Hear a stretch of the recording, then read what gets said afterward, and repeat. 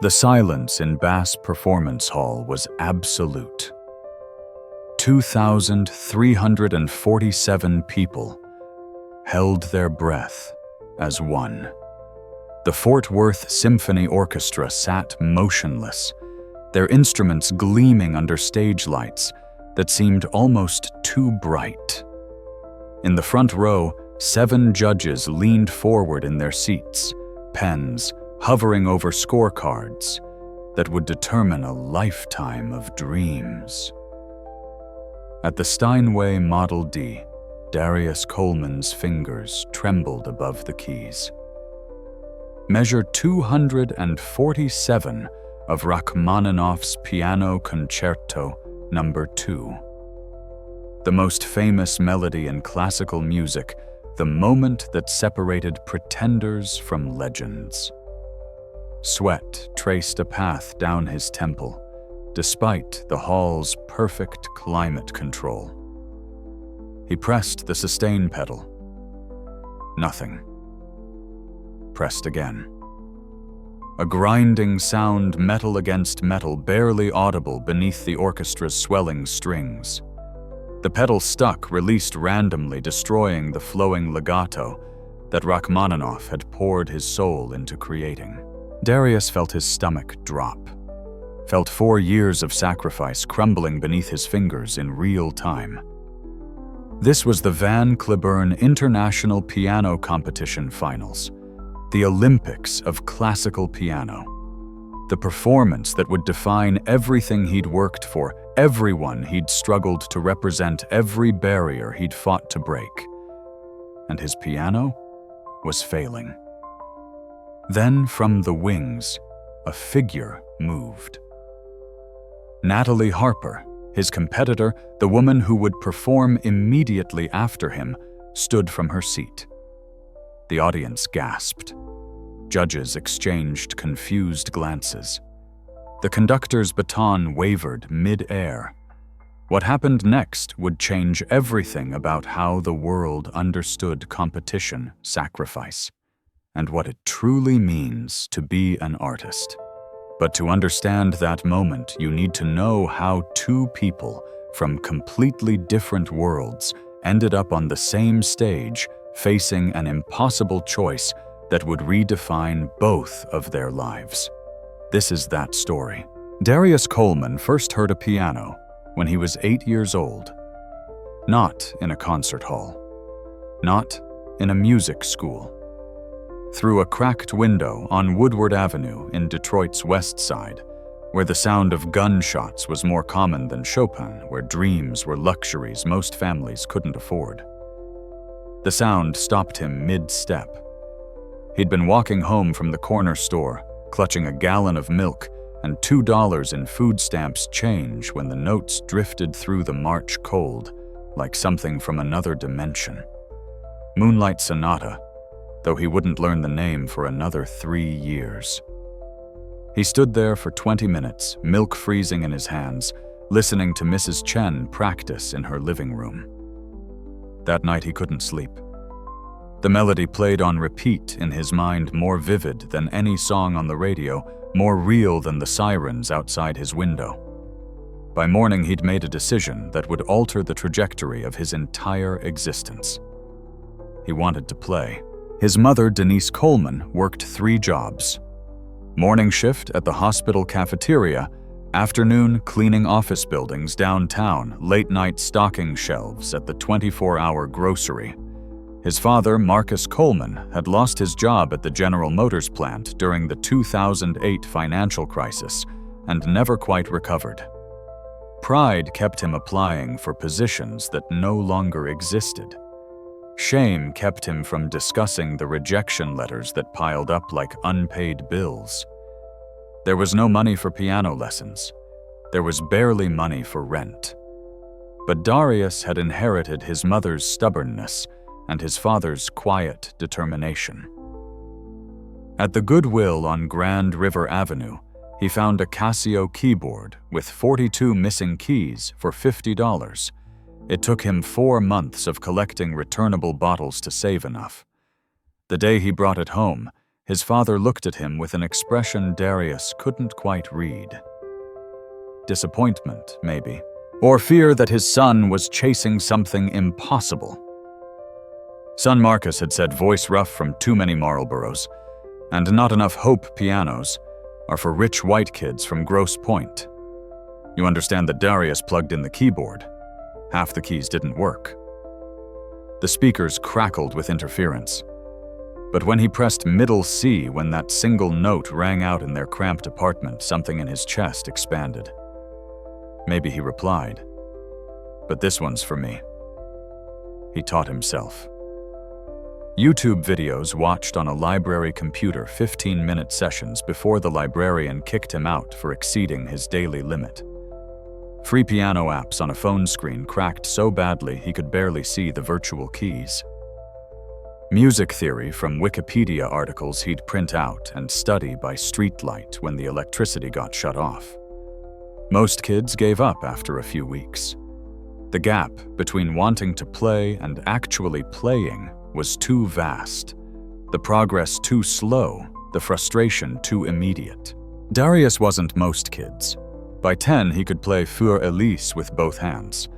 By 12, he'd worked through half of Bach's two-part inventions, fingers moving across his broken keyboard with a precision that defied his circumstances. By 14, he'd caught the attention of Irving Goldstein.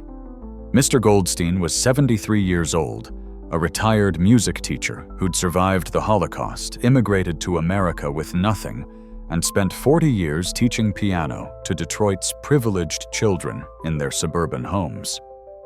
He'd heard Darius practicing through the apartment wall.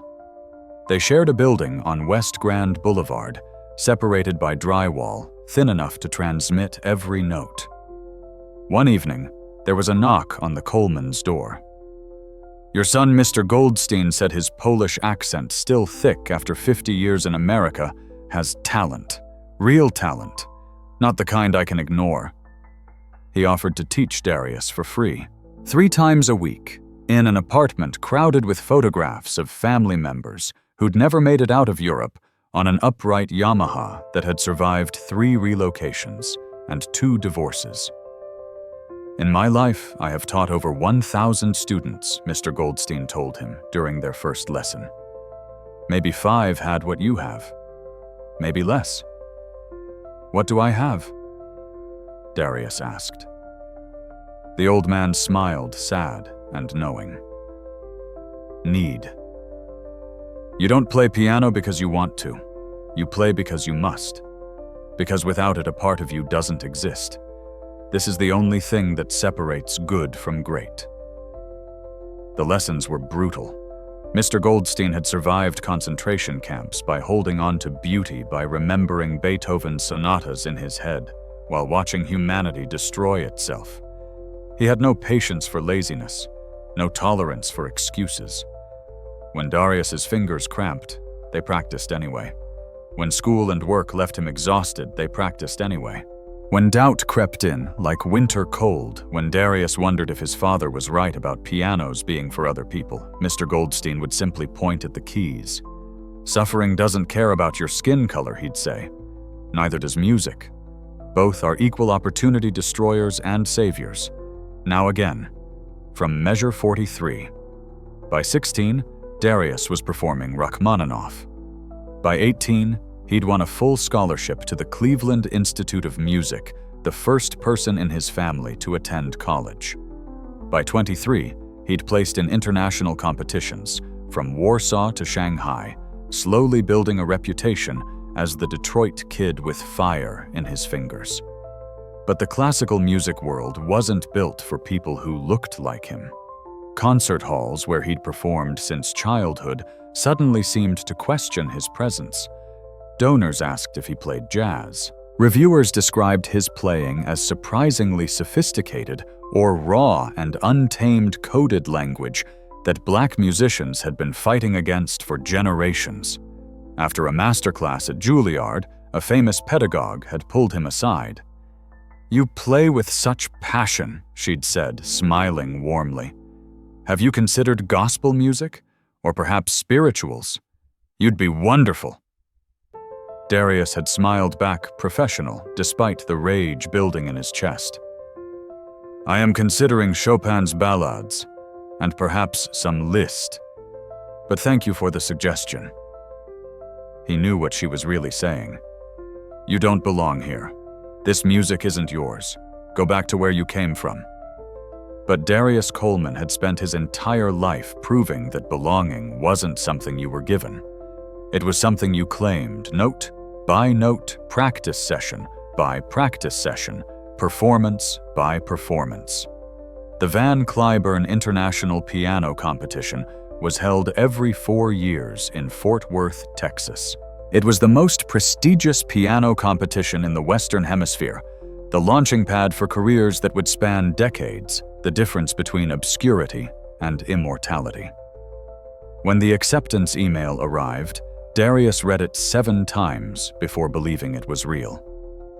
Out of 388 applicants from 42 countries, only 30 would compete. He was one of them.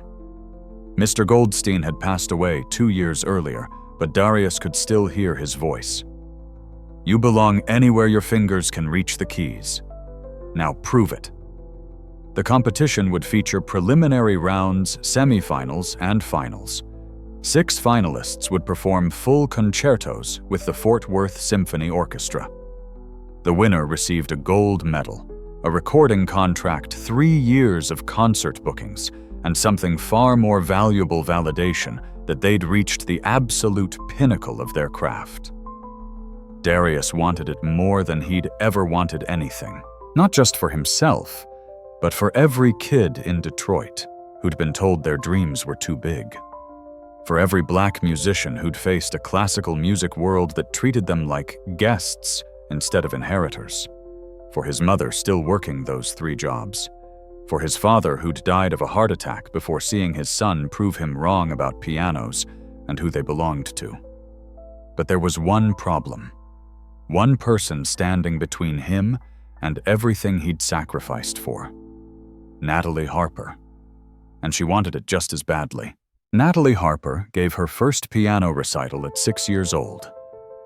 Nashville's Schermerhorn Symphony Center, a hall that seated 1,800 people. She wore a white dress her grandmother had sewn by hand, her dark hair pulled into a bun so tight it gave her a headache. The Steinway Model D looked enormous on the stage, a black mountain she'd been training to climb since before she could remember. She played Mozart's Piano Sonata No. 16 in C major. Perfectly. Every note exactly where it belonged, every dynamic precisely calibrated, every phrase shaped like the recordings her parents played during dinner. The audience gave her a standing ovation. The Nashville scene called her a prodigy of exceptional promise. Her father, conductor of the Nashville Symphony, told everyone at the reception that his daughter would be playing Carnegie Hall before she turned 18. The praise felt hollow. Even at 6, she knew the truth. She hadn't played Mozart. She'd performed him like a trained animal executing tricks for applause. There was no joy in it, no discovery, no moment where the music became something alive between her fingers and the keys. Just fear. Fear of wrong notes. Fear of disappointing her parents. Fear of being less than perfect. The Harper family had been making music in Tennessee for 4 generations. Her great-grandfather had played fiddle at the Grand Ole Opry. Her grandfather had been concertmaster of the Memphis Symphony. Her mother, Elizabeth Harper, was principal violinist in Nashville, a position she'd held for 23 years. Her father, Jonathan Harper, had conducted orchestras from Atlanta to Austin, building a reputation as both brilliant and demanding. Music wasn't just the family business. It was identity, legacy, expectation compressed into every measure of every piece Natalie touched. Harpers don't make mistakes, her father told her before every performance. Not unkindly, but as simple fact. Like gravity, like death. just the way things were. Practice schedules were posted on the refrigerator. 6 a.m. before school, 4 hours after homework, 8 hours on weekends. Private lessons with former competition winners. Music theory, ear training, music history. Her childhood friends stopped inviting her to birthday parties. She couldn't remember the last time she'd seen a movie that wasn't a documentary about Horowitz or Rubinstein. By 12, she'd won statewide competitions. By 15, she'd performed as soloist with her father's orchestra playing Grieg's piano concerto to reviews that called her technically flawless, but emotionally reserved. By 18, she'd been accepted to Curtis Institute in Philadelphia, where the acceptance rate was lower than Harvard, and the pressure was crushing. She was good. Everyone said so. Critics, teachers, judges. Technically perfect, musically sophisticated, mature beyond her years. But she wasn't happy. At Curtis, surrounded by prodigies from around the world, she began to notice something. Other students played with a freedom she'd never experienced. They made mistakes and laughed about them. They experimented, took risks, found joy in the process rather than just the result. They played because they loved it, not because they were terrified of what would happen if they didn't. Natalie played scared. It caught up with her at 25, the Young Concert Artists International Auditions in New York, a competition that could launch a major career. She'd prepared for 6 months, practicing 8 hours daily, memorizing every note of Brahms's Variations on a Theme by Paganini, until her fingers could play them in her sleep. She walked onto the stage at Merkin Concert Hall, sat at the Steinway, placed her fingers on the keys, and froze. Not a memory slip, not nervousness, complete paralysis. Her hands refused to move. Her breath caught in her chest. Her vision tunneled until all she could see was the keyboard blurring through tears she couldn't control. 30 seconds of silence. Then a minute. Then judges whispering concerned voices from the wings, someone gently touching her shoulder and asking if she was all right. She wasn't all right. She was breaking. The diagnosis came 2 weeks later. Severe performance anxiety, the psychologist said. Burnout. The accumulated weight of 20 years of perfectionism collapsing all at once. She needed to stop performing. Immediately.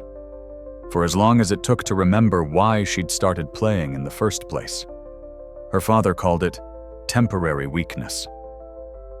Her mother cried and asked what they'd done wrong. The classical music world, which never forgets but rarely forgives, moved on to younger prodigies with steadier nerves. Natalie spent 18 months not touching a piano. She got a job at a coffee shop, read novels that had nothing to do with music, went to therapy twice a week, slowly, painfully learned to separate her identity from her ability to play perfect scales. The turning point came on a random Tuesday. She was walking past a community center in East Nashville and heard someone playing inside.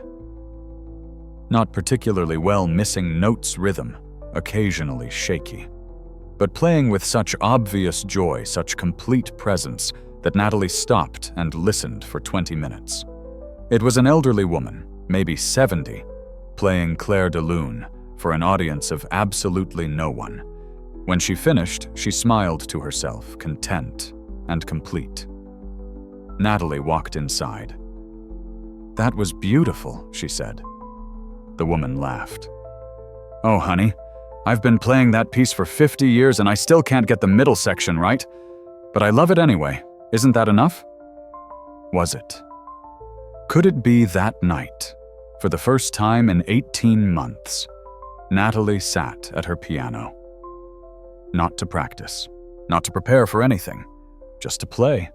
She chose Chopin's Nocturne in E-flat major, a piece she'd learned at 13 but never performed because her father said it was too simple to showcase proper technique. Her fingers found the notes.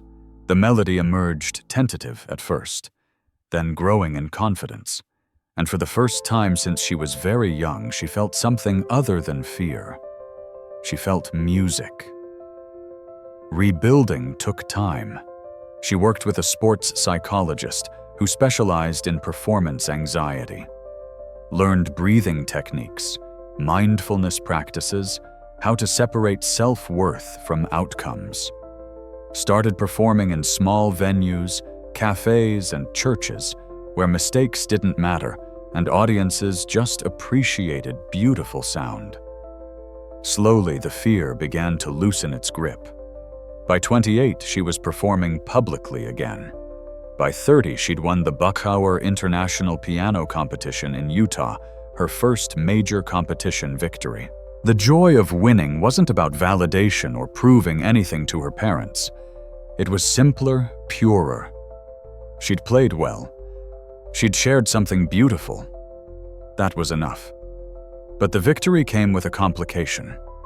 The silver medalist, a young pianist from Detroit who'd played Chopin with raw emotional honesty that made critics weep, had impressed her more than her own performance.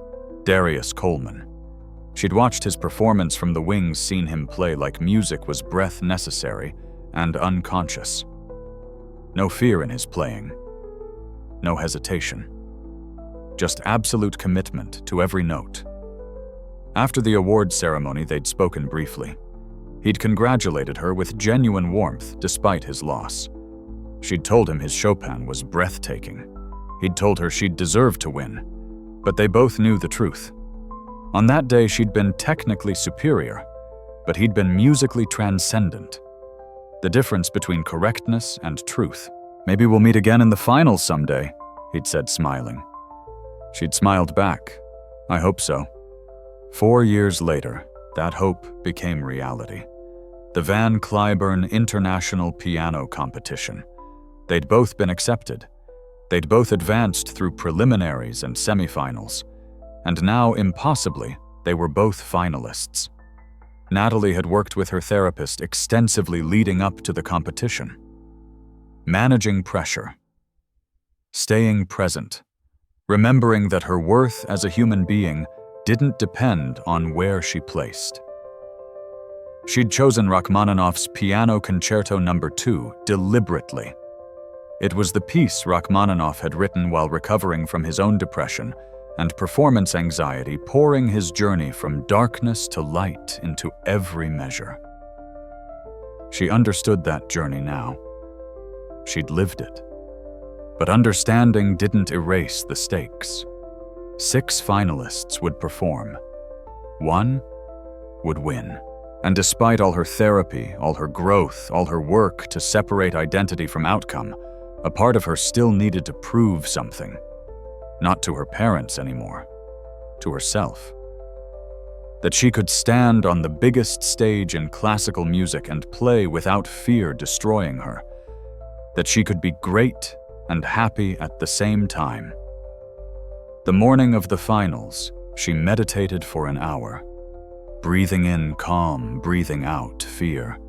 Her hands were steady. Her mind was clear. She felt ready. Then she watched Darius's piano begin to fail, and everything she thought she understood about competition, about music, about what mattered, shifted in ways she never could have anticipated. They'd met 4 years earlier at the Buchauer International Piano Competition in Salt Lake City, but the memory was vivid enough to feel like yesterday. Natalie had been 27, recently returned to performing after her breakdown, still learning to trust herself on stage. Darius had been 25, carrying Detroit on his shoulders, determined to prove that classical music belonged to everyone who loved it enough to suffer for it. The competition had been fierce. 32 pianists from 17 countries, all exceptional, all desperate for the career boost that winning provided. The preliminary rounds featured solo recitals, 45 minutes of music that revealed not just technical ability, but artistic maturity. Darius had played Chopin's ballades, all 4 of them, a marathon program that most pianists avoided because it required sustaining emotional intensity for nearly 40 minutes. His interpretation had been unconventional raw, where tradition dictated elegance, powerful, where others chose delicacy. The audience had been mesmerized. So had Natalie, watching from backstage, recognizing something in his playing she'd been searching for in her own. Authenticity. Complete, unfiltered, unafraid. Natalie had played Brahms and Schumann, technically immaculate, musically sophisticated. Safe choices performed safely. She'd advanced to finals. So had Darius. The final round required a concerto with orchestra. Natalie chose Grieg, a piece she'd performed dozens of times, comfortable and controlled. Darius chose Prokofiev's Third Piano Concerto, a percussive monster that demanded both technical wizardry and fearless commitment. The judges had deliberated for 3 hours. When the results came, Natalie had won gold. Darius had won silver. Both knew it could have gone either way. The awards ceremony had been awkward, as they always were. Winners pretending humility, losers pretending graciousness, everyone smiling for photographs, while processing private disappointments and victories. Natalie had given the expected speech thanking teachers and family, trying to feel the joy the moment should have contained. But afterward, in the green room, while other competitors celebrated or consoled themselves, Darius had approached her. "Congratulations," he'd said, and meant it. No bitterness in his voice, no resentment in his expression, just genuine appreciation for her playing. "Your Grieg was incredible. That second movement, the way you shaped the melody, I've never heard it phrased quite like that." She'd been surprised. Most competitors, even gracious ones, found ways to qualify their praise. "Your Prokofiev was breathtaking," she'd replied. "Honestly, I thought you had it. The way you played that cadenza in the first movement, I couldn't breathe." He'd smiled. "Maybe. But you deserved this. Your Brahms in the semifinals was untouchable. They'd talked for 20 minutes. About music, about pressure, about the strange, isolated world of professional classical musicians. She'd told him about her breakdown, surprised at her own honesty. He'd told her about being one of the only black pianists in most competitions, about the subtle and not-so-subtle ways the classical world reminded him he was different. "Do you ever feel like you're representing everyone who looks like you?" she'd asked. Every single time I perform, he'd answered, "It's exhausting. But also, I don't know, motivating.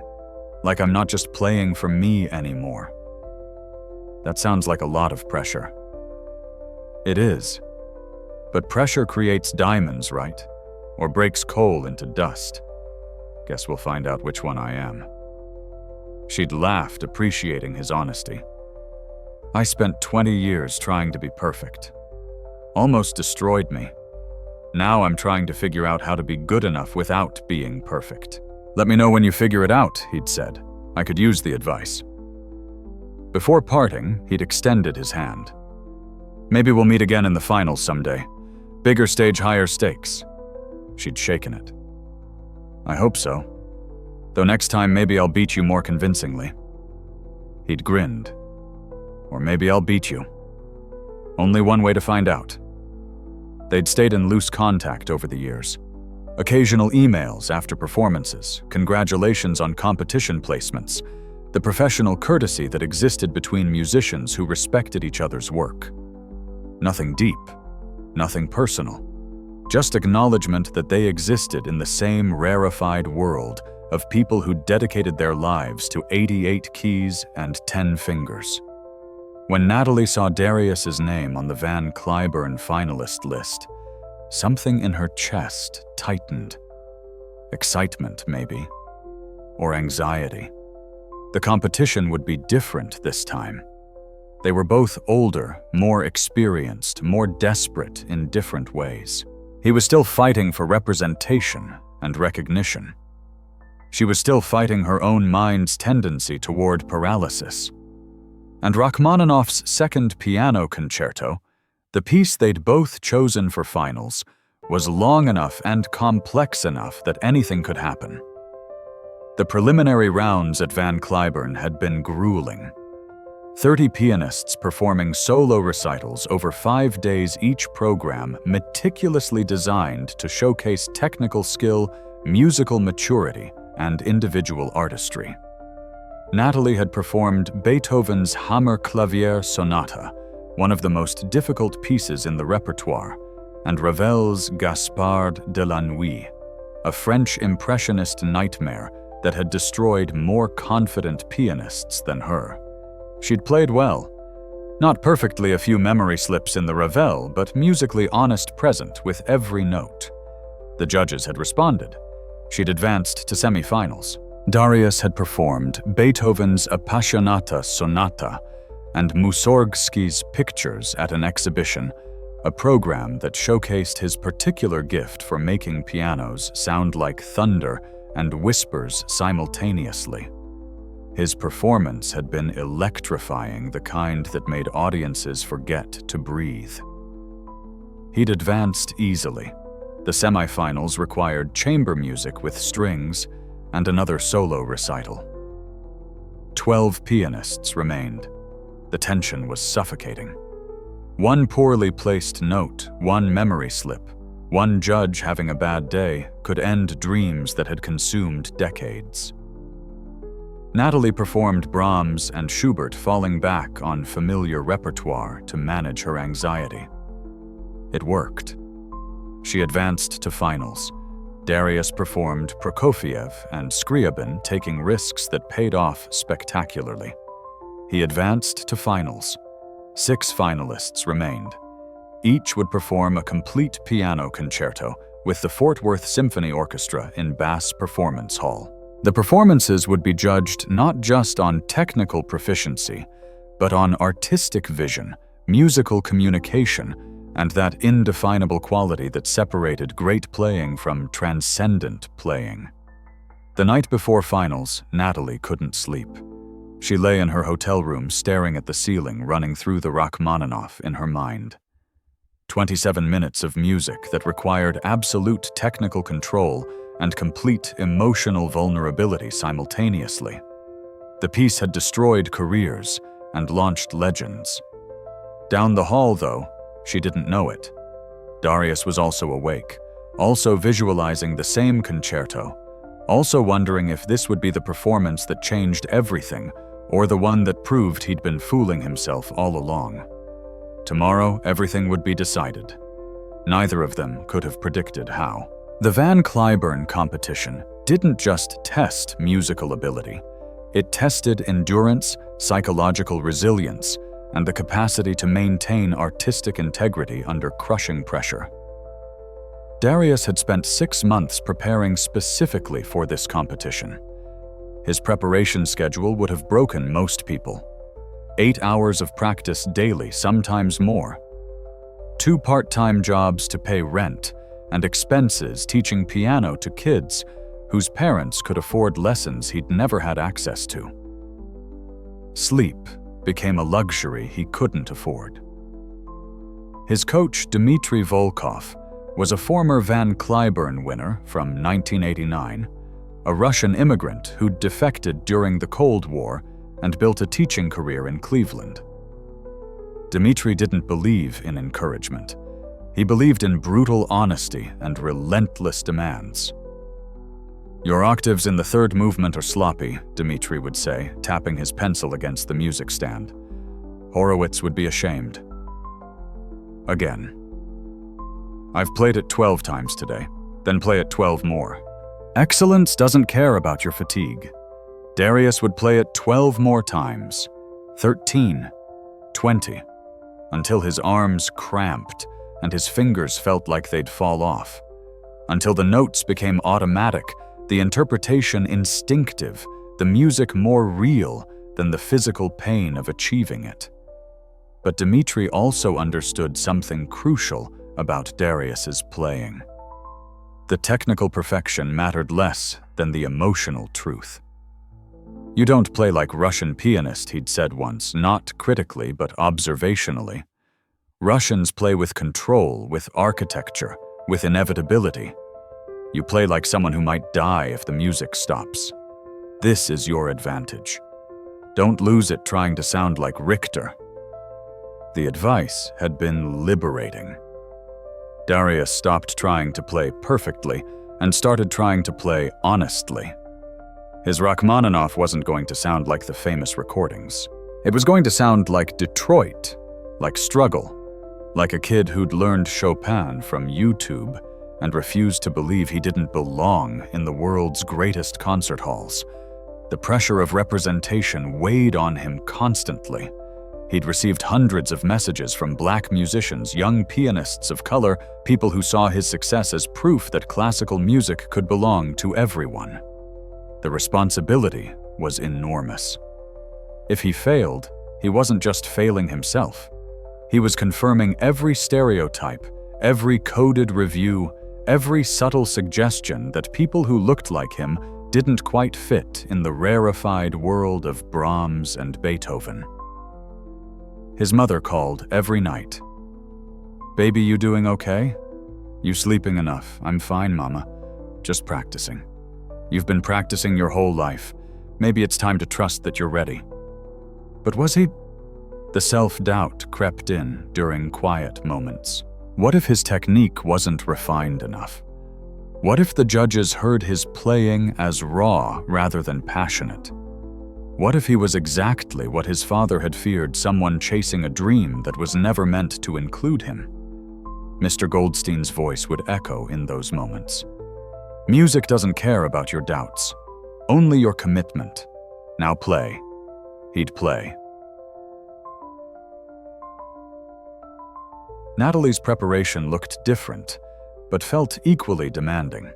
She'd been working with Dr. Sarah Chen, a sports psychologist, who specialized in performance anxiety for 3 years now. Their sessions focused on separating self-worth from outcomes, on being present rather than perfect, on remembering that music was communication, not competition. "What's the worst thing that could happen if you make a mistake?" Dr. Chen would ask. "People would judge me. Critics would write that I choked again. My father would be disappointed. And then what I don't know. The world keeps spinning, I guess." Exactly. The sun doesn't stop rising because you missed a note. Your value as a human being doesn't change. Only your story about what the note meant. The cognitive reframing helped, but old habits died hard. Natalie still woke up at 5 a.m. to practice before anxiety could interfere with her playing. She still visualized perfect performances, still caught herself tensing. When she made minor mistakes, still felt her father's voice in her head during every practice session.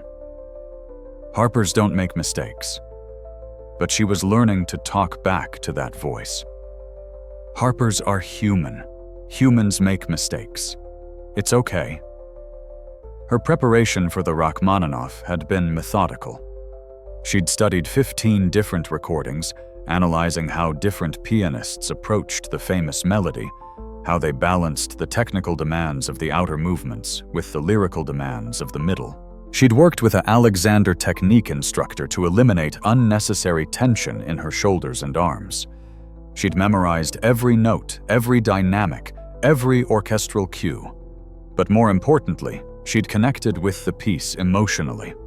Rachmaninoff had written this concerto while recovering from depression and creative paralysis, pouring his journey from darkness to light into every measure. Natalie understood that journey viscerally. She'd lived it. When she played the famous melody in the second movement, she wasn't just playing notes. She was playing recovery resilience, the hard-won knowledge that beauty could emerge from suffering. Her parents were coming to watch the finals. That added its own pressure. Her father had been skeptical when she'd returned to performing after her breakdown. "Are you sure you're ready?" he'd asked. "I don't want to see you hurt yourself again." She'd wanted to scream. Part of why she'd broken was because of his expectations, his inability to accept anything less than perfection. But she'd learned in therapy that anger was just pain with armor. He'd wanted her to succeed so badly that he'd never learned how to let her fail safely. "I'm ready," she'd told him. "And even if I'm not, I'm doing it anyway." The night before leaving for Fort Worth, her mother had called. "Natalie, sweetheart, I just want you to know, regardless of what happens, your father and I are proud of you." It was the first time either parent had said something like that. The words landed somewhere deep, somewhere that had been waiting to hear them for 31 years. "Thanks, Mom. That means more than you know. And honey, just play. Don't worry about winning. Just share the music. That's all anyone can ask." Natalie had cried after hanging up. Not sad tears. Release tears. Permission tears. The permission she'd been waiting for her entire life, finally granted from the people whose approval had mattered most. Both Darius and Natalie knew that the Van Cliburn competition had ended careers as often as it launched them. The pressure of performing at that level with that much scrutiny could break even the strongest musicians. Past competitors had experienced memory slips that destroyed performances, physical injuries from over-practice, psychological collapses that ended promising careers. The stakes couldn't be higher. The winner would receive a gold medal, $50,000, 3 years of guaranteed concert bookings, a recording contract with a major label, management representation, invitations to perform at the world's most prestigious venues. More than the prizes, though, winning meant validation. It meant you'd reached the absolute peak of your profession, that you'd been judged by the greatest pianists alive and found worthy. It meant your name would be listed alongside Van Cliburn himself, alongside Radu Lupu and Christina Ortiz and Olga Kern and every other legend who'd won this competition. It meant you mattered. Both Darius and Natalie wanted it desperately. Both knew only one of them could have it. Both tried not to think about what losing would mean, how it would feel to come this close and fall short. They'd each drawn their performance slots randomly. Darius would perform 4th out of 6 finalists. Natalie would perform 5th immediately after him. The schedule meant she'd be waiting backstage during his performance, hearing every note, watching her competitor navigate the same piece she was about to play. The proximity was both advantage and curse. She'd know exactly what she was up against. She'd also have to manage her own anxiety while experiencing his performance in real time. Neither of them knew about the piano malfunction, about the choice that would force Natalie to decide what kind of musician, what kind of human she wanted to be. That revelation was still minutes away, waiting in measure 247 of the piece they'd both spent 6 months preparing to perform perfectly. The preliminary rounds of the Van Cliburn competition took place over 6 days in early June. Bass Performance Hall in Fort Worth became a temporary home for 30 pianists from 19 countries, each carrying dreams that had consumed years, sometimes decades of their lives. The format was straightforward, but brutal.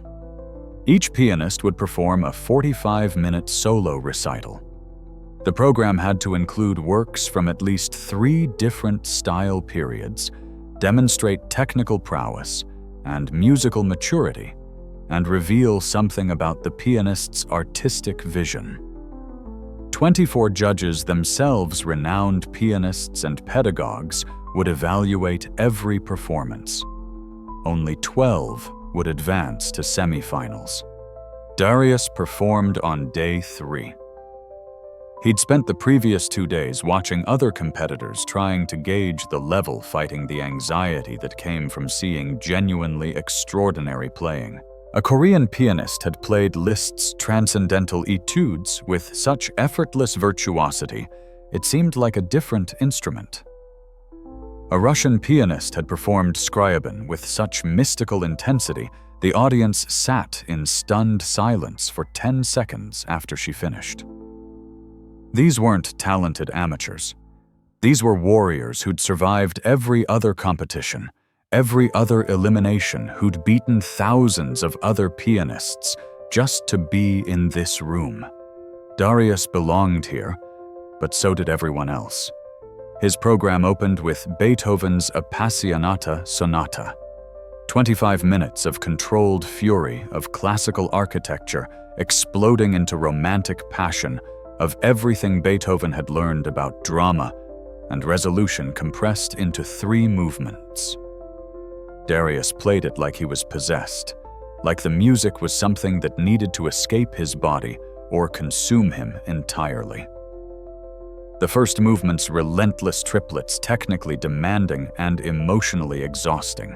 The second movement's hymn-like choral deceptively simple, requiring absolute control to shape the melody's long lines. The third movement's return to violence octaves and arpeggios cascading faster and faster until the final explosive chord. When he finished, his shirt was soaked with sweat. His hands were shaking. The audience erupted. Not polite applause, but genuine, explosive appreciation. He'd really connected not just with the music, but with every person in the hall. The second half of his program was Mussorgsky's Pictures at an Exhibition, a massive tone poem originally written for piano depicting a walk through an art gallery. 10 musical paintings, each requiring different colors, different emotional worlds, different technical approaches. He played Baba Yaga with ferocious attack. The Great Gate of Kiev with triumphant grandeur. By the final chord, he'd taken the audience on a complete emotional journey. The judges' faces revealed nothing, but something in Dmitri's nod from the audience told him he'd done what he needed to do. Natalie performed on day 5. By then, she'd watched most of the other preliminary rounds, simultaneously inspired and intimidated by the level of playing. A Japanese pianist had performed Ravel with such delicate precision, it sounded like lace made of sound. A German pianist had played Bach and Beethoven with such architectural perfection, it was like watching mathematics become music. Her program was deliberately different. Beethoven's Hammerklavier Sonata, arguably the most difficult piece Beethoven ever wrote, 45 minutes of near impossible technical demands, combined with profound musical depth. Most pianists avoided it. Those who didn't often regretted the choice. Natalie had worked on the Hammerklavier for 2 years, not just learning the notes, but living inside the piece, understanding Beethoven's mind when he wrote it. Deaf, isolated, pouring his rage and transcendence into music only he could hear in his head. She began. The opening fugue intricate and demanding. Her fingers navigated the complex counterpoint with clarity, each voice distinct, the architectural design apparent, without losing emotional immediacy. The slow movement, one of the longest and most profound in all of piano literature. 17 minutes of sustained meditation requiring absolute control and complete vulnerability simultaneously. She played it like a prayer, like confession, like every therapy session she'd ever had compressed into organized sound. The final fugue intellectually complex and physically exhausting. Her hands were cramping by the end, her breath short, her entire body involved in wresting the music from the keys. When she finished, there was silence. Not the awkward silence of audiences unsure how to respond, but the holy silence of people who'd witnessed something genuine, something beyond technique. Then applause, long, sustained, appreciative.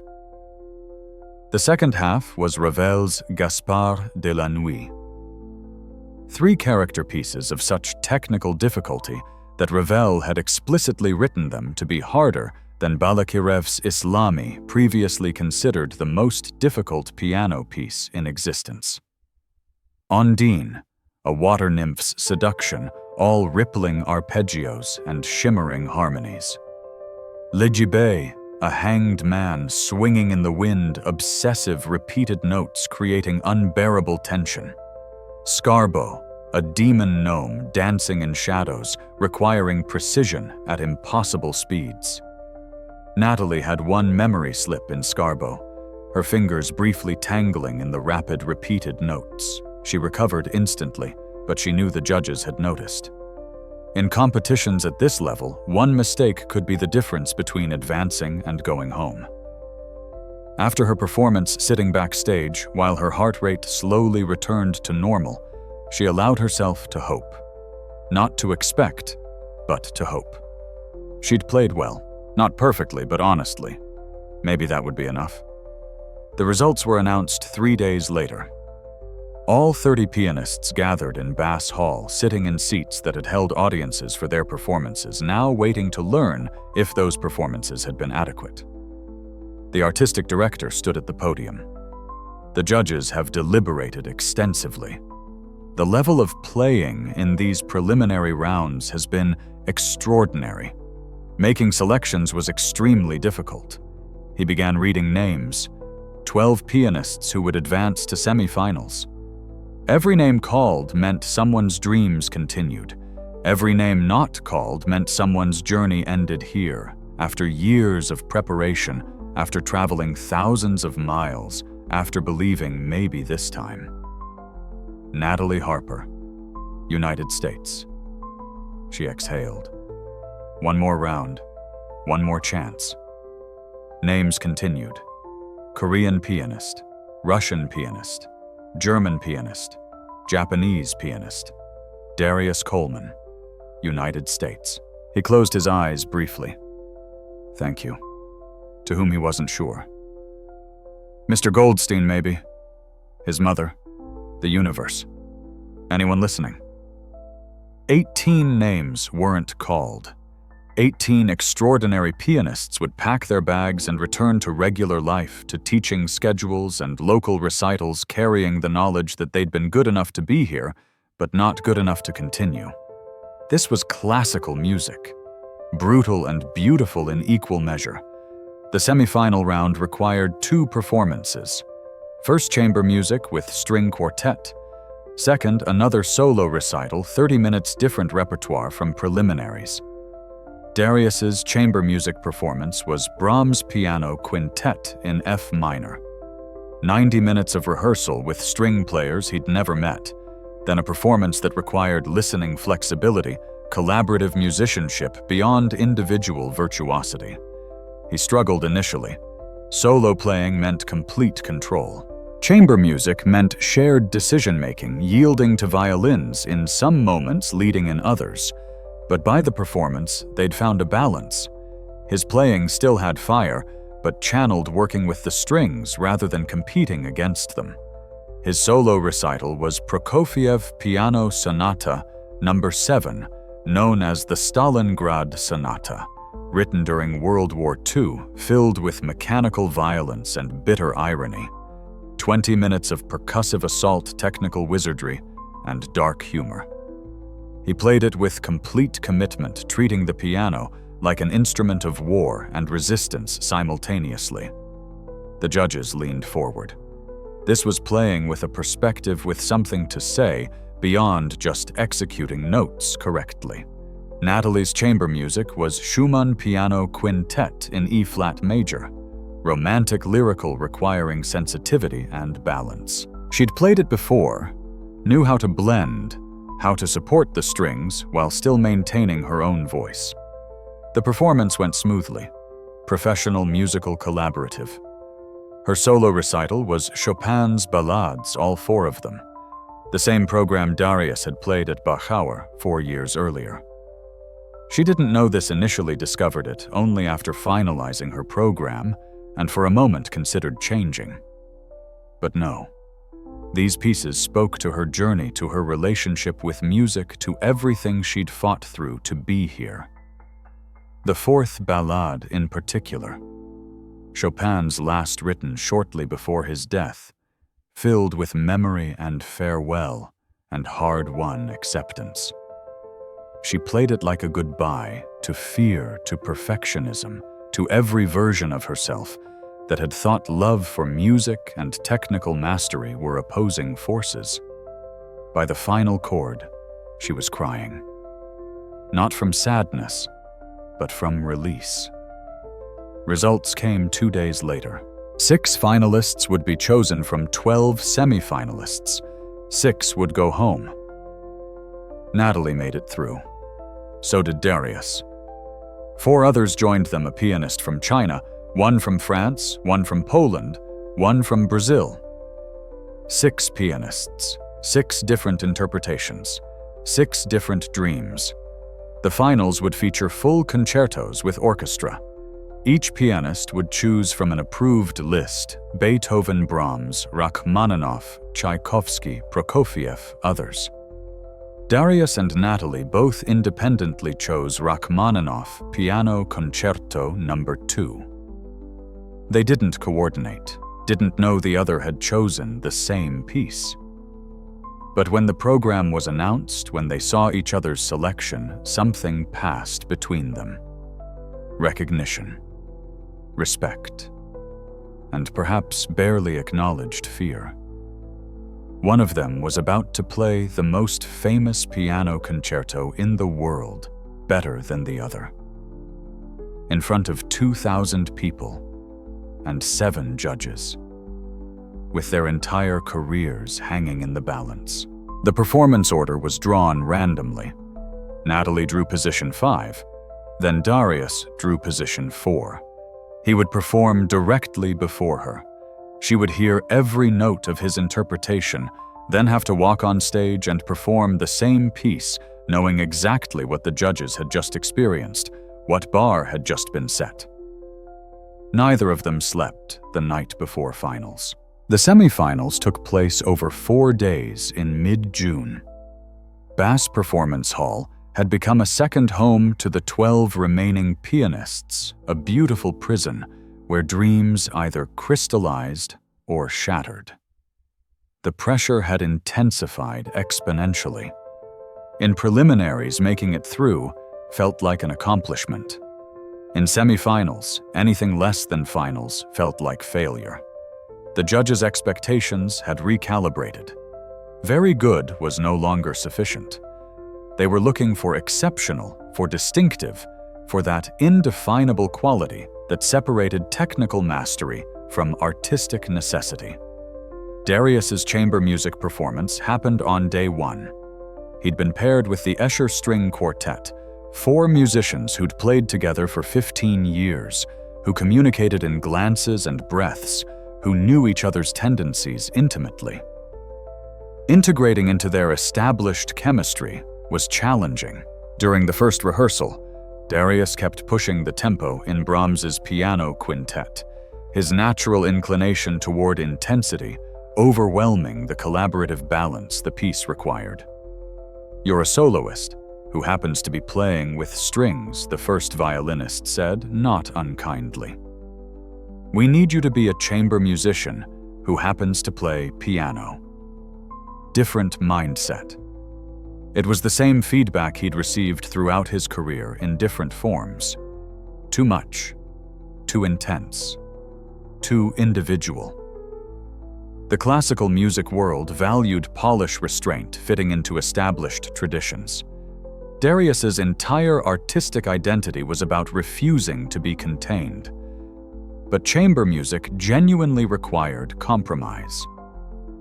The second rehearsal went better.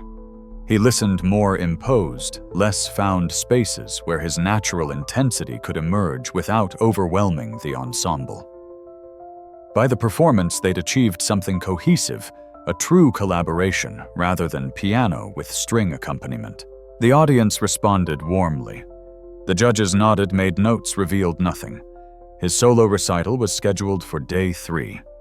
He'd chosen Prokofiev Piano Sonata No. 7, a piece written during World War II, commissioned by Soviet authorities, but embedded with coded criticism and mechanical violence.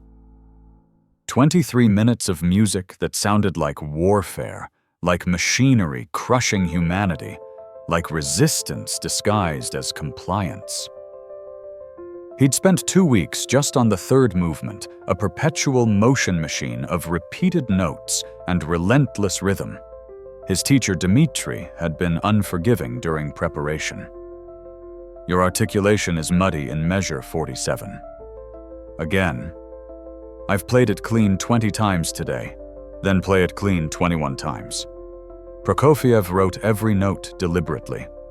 You dishonor him with approximation." The afternoon of his recital, Darius practiced for 6 hours. His shoulders ached. His lower back spasmed from too much sitting. His fingers felt simultaneously numb and hypersensitive. This was the physical cost of pursuing perfection, the bodily toll that audiences never saw. Walking onto the stage that evening, he felt the familiar cocktail of terror and excitement. The Steinway Model D sat waiting 9 feet of precision engineering and artistic potential. 2,000 seats may be half filled for semifinals. The judges in their front row positions, scorecards ready. He sat, breathed, began. The first movement of Prokofiev's 7th sonata is marked allegro inquieto, fast and uneasy.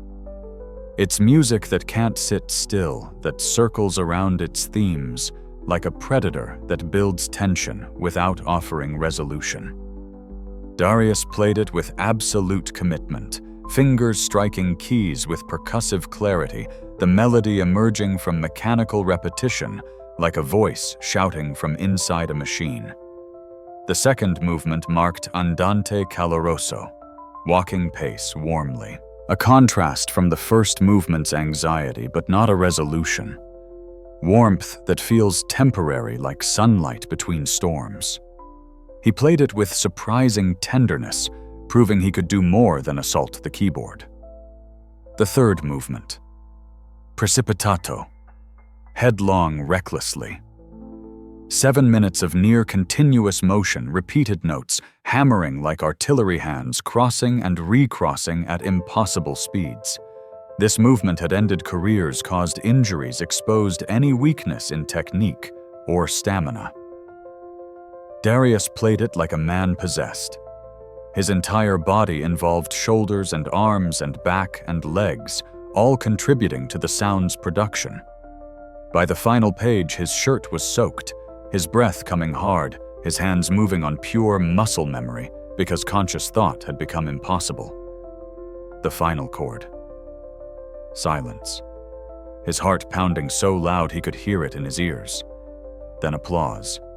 Strong, sustained, genuine. He stood, bowed, walked off stage on legs that felt uncertain. In the wings, he collapsed into a chair, hands shaking from adrenaline and exhaustion. Had it been enough? He had no idea. Natalie's chamber music performance was Schumann's Piano Quintet in E-flat major, a work of such romantic lyricism and formal perfection that playing it badly was almost impossible. Playing it transcendently required disappearing into the ensemble, contributing without dominating. She'd always excelled at collaborative playing. Years of being told to be perfect had made her hyper-aware of balance of listening, of adjusting her sound to match others. Where Darius struggled to yield control, Natalie struggled to assert enough personality. The rehearsals with the Brentano String Quartet went smoothly. Too smoothly.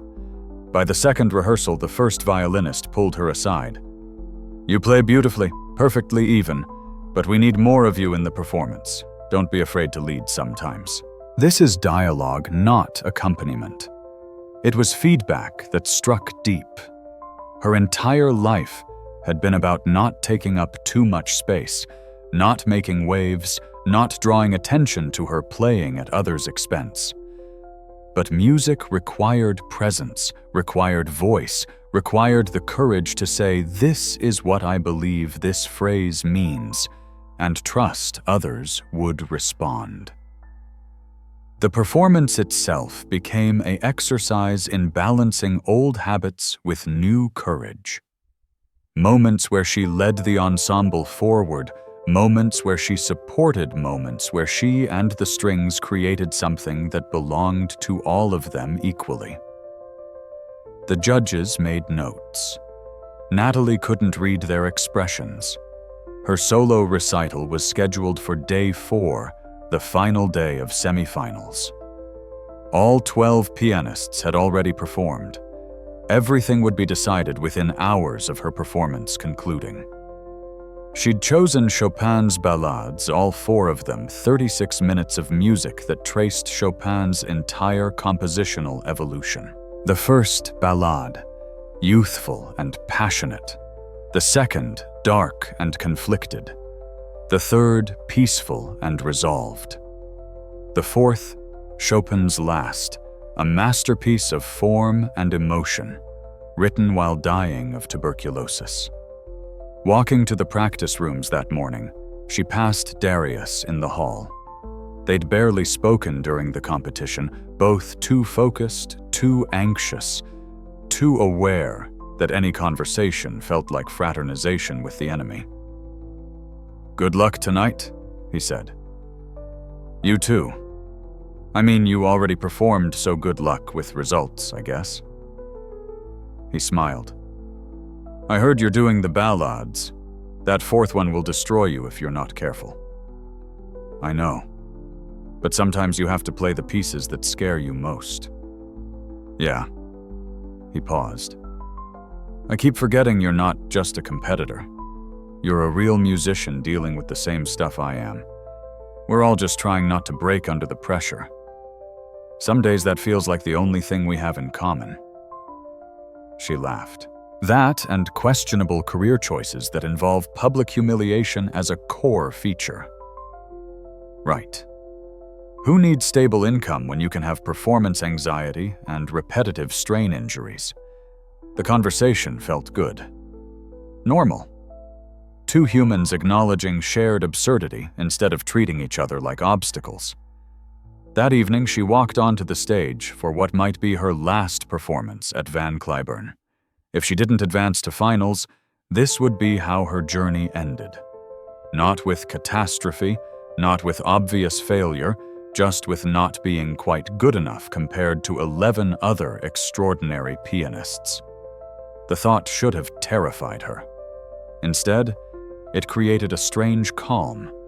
She'd already survived her worst fears, freezing on stage, breaking, publicly losing herself to anxiety. That had happened years ago. She'd rebuilt herself from that collapse. Whatever happened tonight, she'd survive it. She began the first ballade. Chopin's storytelling at its finest, melodies that sang like human voices, harmonies that twisted from major to minor and back like emotional weather systems. She played it with the freedom she'd been cultivating for years, technical control in service of musical truth. The second ballade, darker, more turbulent. The third, pastoral and peaceful. Then the fourth. Chopin's final statement, combining everything he'd learned about melody, harmony, form, emotion. It opens with a question, 8 simple notes that contain multitudes.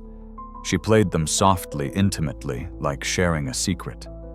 The piece builds over 12 minutes, returning to that opening theme in different forms, different contexts, each iteration revealing new meaning. By the final pages, the music becomes a flood, technical demands, maximal emotional demands even greater. She made one small error in measure 123, her left hand briefly tangling in rapid thirds. She recovered instantly, didn't let it disrupt the musical line, kept moving forward. The final chord. Soft questioning, unresolved. Chopin's goodbye to music, to life, to everything. Silence. Then applause that felt like release, like the audience had been holding their breath and could finally exhale.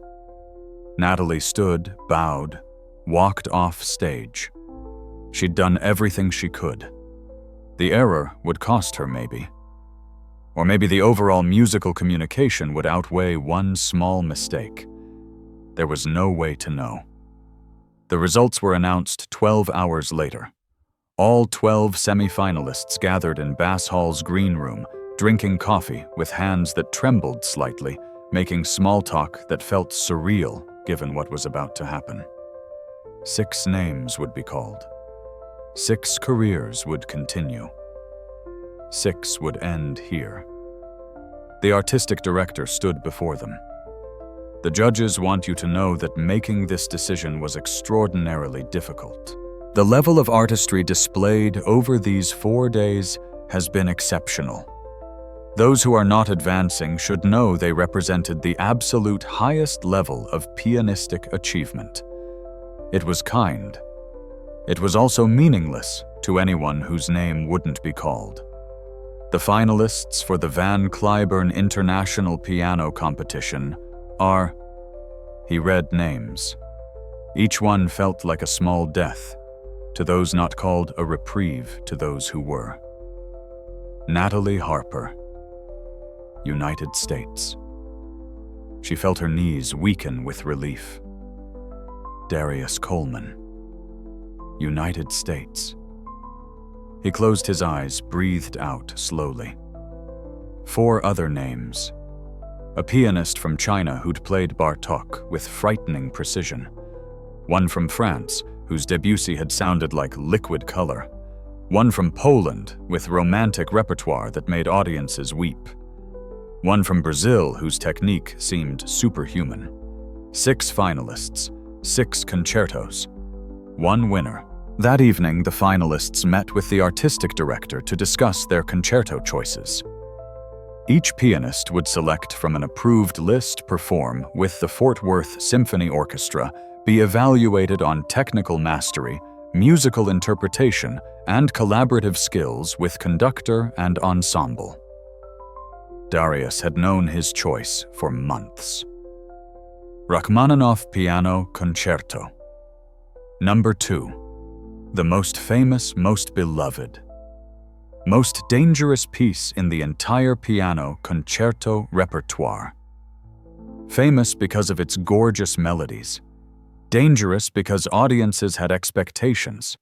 Because every wrong note would be immediately apparent. Because playing it required not just technical command, but emotional vulnerability that could expose every weakness. He submitted his choice. So did Natalie. The same piece. When the program was printed, when they saw each other's selections, they shared a moment of recognition. Of course, they'd chosen the same piece. Of course, the universe would force this particular comparison. Of course, the judges would hear 2 back-to-back interpretations of the same concerto and have to choose which one was superior. The performance order was determined by random draw. The artistic director held 6 numbered cards face down. Each finalist would draw 1. The Brazilian pianist drew 1. The French pianist drew 2. The Polish pianist drew 3. Darius drew 4. Natalie drew 5. He would perform immediately before her. She would sit backstage, hearing every note of his interpretation, knowing exactly what the judges had just experienced, then have to walk onto the same stage and perform the same piece. It was the most challenging scenario possible for both of them. That night, neither slept. Darius lay in his hotel room, running through the concerto, in his mind imagining every possible disaster. Memory slips, technical failures, the orchestra rushing or dragging, his interpretation sounding derivative or unconvincing compared to famous recordings.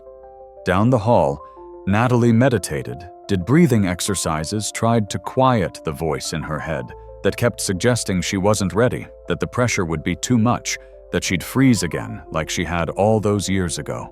The finals were in 3 days, 72 hours to achieve the performance of a lifetime or watch years of sacrifice mean nothing. The stakes had never been higher. The morning of the finals arrived with oppressive Texas heat and impossible expectations. Bass Performance Hall in Fort Worth was an architectural masterpiece built to rival the great concert halls of Europe. Limestone exterior, soaring interior spaces, near-perfect acoustics, 2,078 seats, spread across orchestra mezzanine and balcony levels. Two 48-foot angels, sculpted by Martin Vero, guarded the hall trumpets, raised eternal sentinels over artistic ambition. For the Van Cliburn competition finals, every seat was sold. Attendees had flown in from 5 continents. Classical music critics from major publications, recording industry executives scouting the next generation of talent. Past Van Cliburn winners, now in their 50s and 60s, returning to witness the competition that had launched their careers. The Fort Worth Symphony Orchestra had rehearsed with all 6 finalists over the preceding 2 days. Each pianist received 1 rehearsal with conductor Leonard Slatkin, a legendary figure who'd conducted thousands of concertos over a 40-year career. 1 rehearsal to coordinate tempos, balance interpretive choices that would be executed once unrepeatable under maximum pressure. Darius's rehearsal had been intense. Slatkin was demanding but supportive, pushing him to trust the orchestra, to listen and respond, rather than trying to impose his will on 80 musicians. "This is collaboration," Slatkin had said during a pause. "Your job is to play brilliantly. My job is to ensure the orchestra supports your brilliance. Trust me to do my job, and I'll trust you to do yours." The advice helped. Darius had spent his life as a solo pianist, complete control over every note. Performing a concerto meant yielding some control, trusting others to carry their share of the musical conversation. Natalie's rehearsal had felt more natural. She'd performed concerti before, understood the collaborative dynamic. Slatkin had praised her musicianship, her sensitivity to orchestral color, her ability to blend and project in equal measure. But he'd also pushed her. "You play beautifully, but carefully. For finals, I need you to take risks. Beautiful and safe won't win. Beautiful and courageous might." The words haunted her. How do you take risks in music you've prepared for 6 months? How do you be spontaneous in something so rehearsed? How do you sound free while executing exactly what you've practiced the day of finals? All 6 finalists gathered backstage at 1 p.m. The performances would begin at 2 p.m. and continue until approximately 9 p.m., with intermissions between each concerto. Each performance would last 25 to 30 minutes.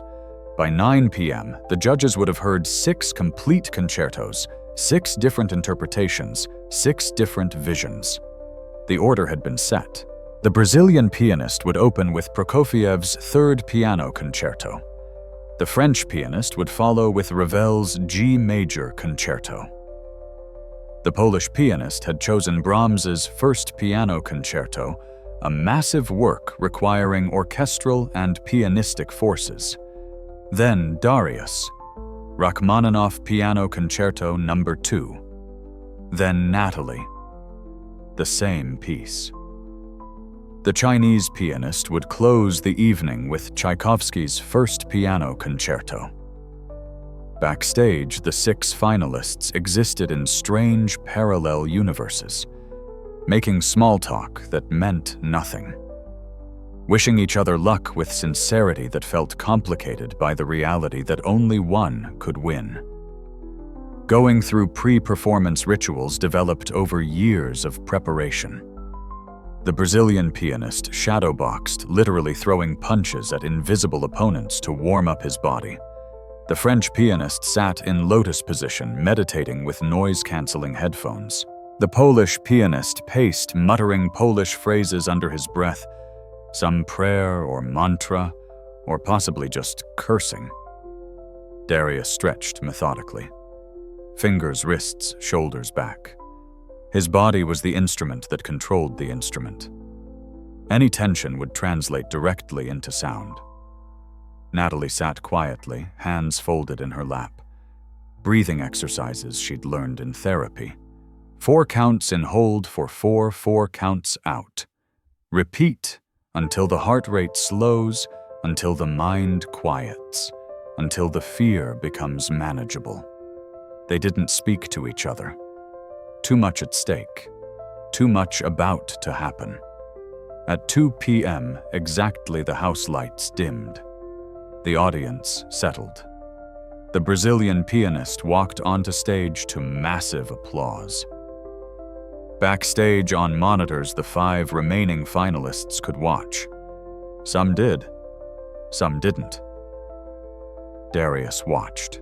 He needed to know what he was up against, needed to gauge the judges' reactions, needed to understand the standard being set. The Brazilian pianist was spectacular. Prokofiev's Third Concerto is a showcase for virtuosity, rapid-fire passages requiring both speed and clarity, percussive attacks, brilliant colors. He played it with technical command that seemed superhuman, fingers moving faster than seemed physically possible. The audience roared. The judges made extensive notes. Next came the French pianist with Ravel. Completely different aesthetic. Where Prokofiev was assault, Ravel was seduction. She played with such refined color, such exquisite detail, that the hall seemed to lean forward to catch every note. More applause, more judges' notes. The Polish pianist followed with Brahms. A massive, dark, profound work that required not just technical ability, but wisdom, maturity, the capacity to sustain musical architecture over 45 minutes. He played it with such concentrated intensity that the audience barely breathed. 3 down, 3 to go.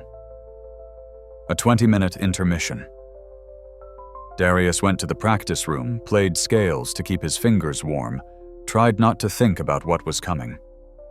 Natalie sat alone, eyes closed, breathing.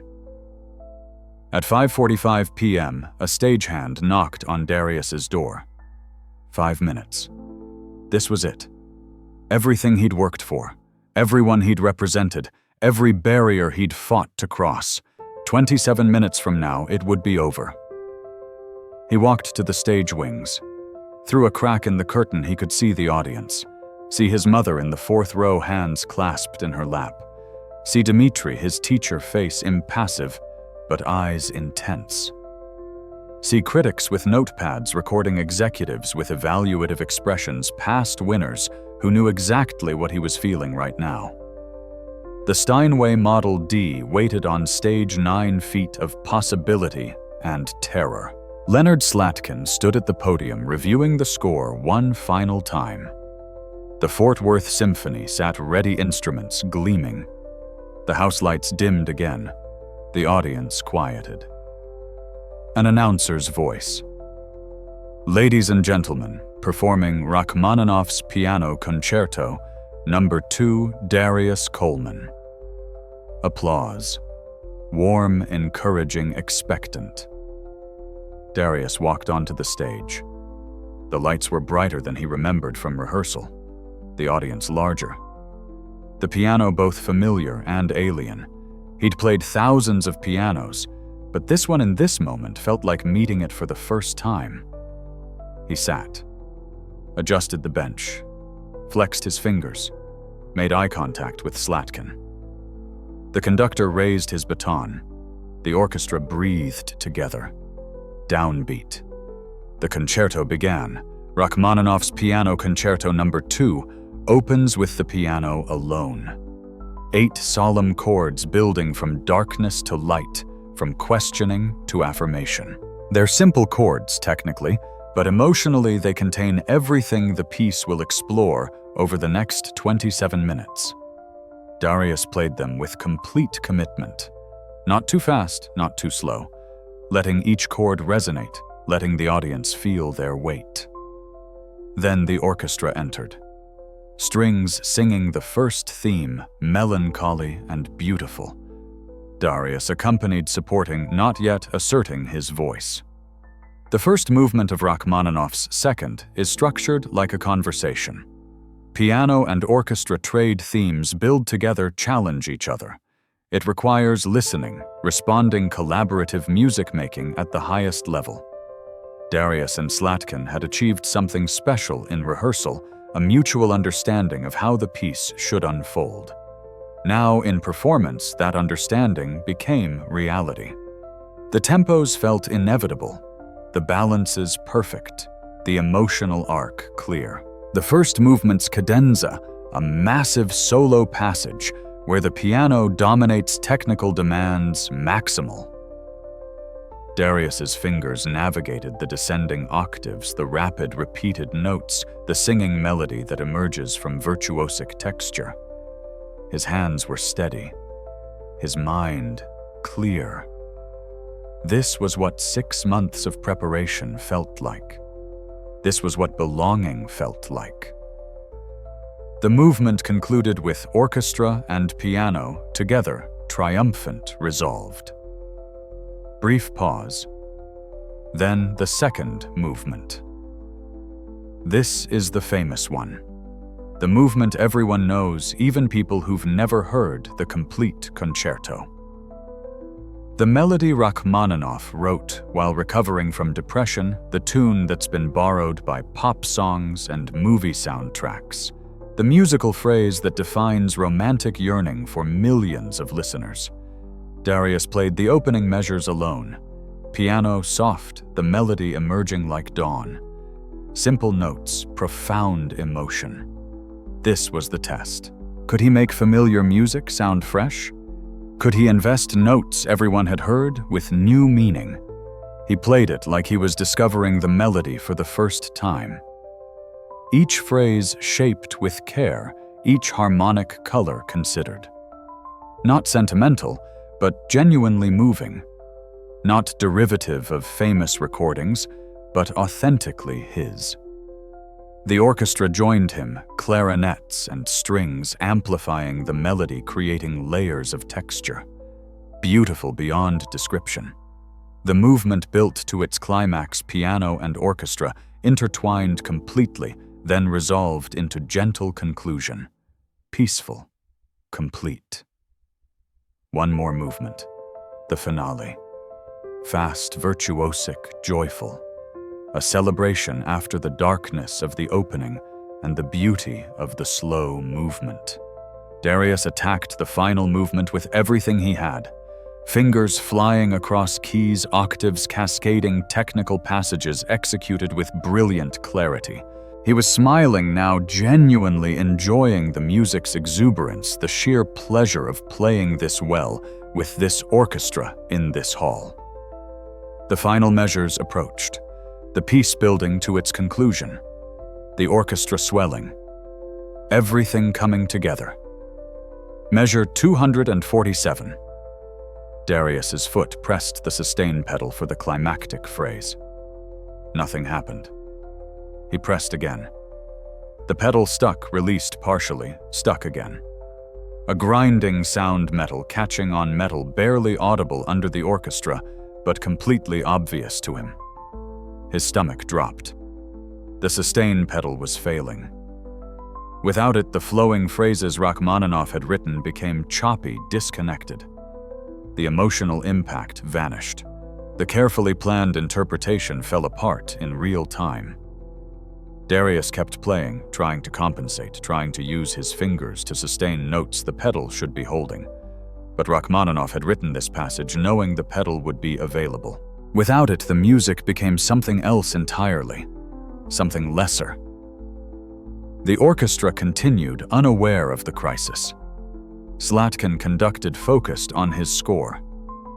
The audience sat forward, sensing something was wrong, but unclear what. Darius's mind raced. Finish the performance somehow. Stop and request a different piano. Keep fighting the malfunctioning pedal, and hope the judges understood it wasn't his fault. But judges didn't care about excuses.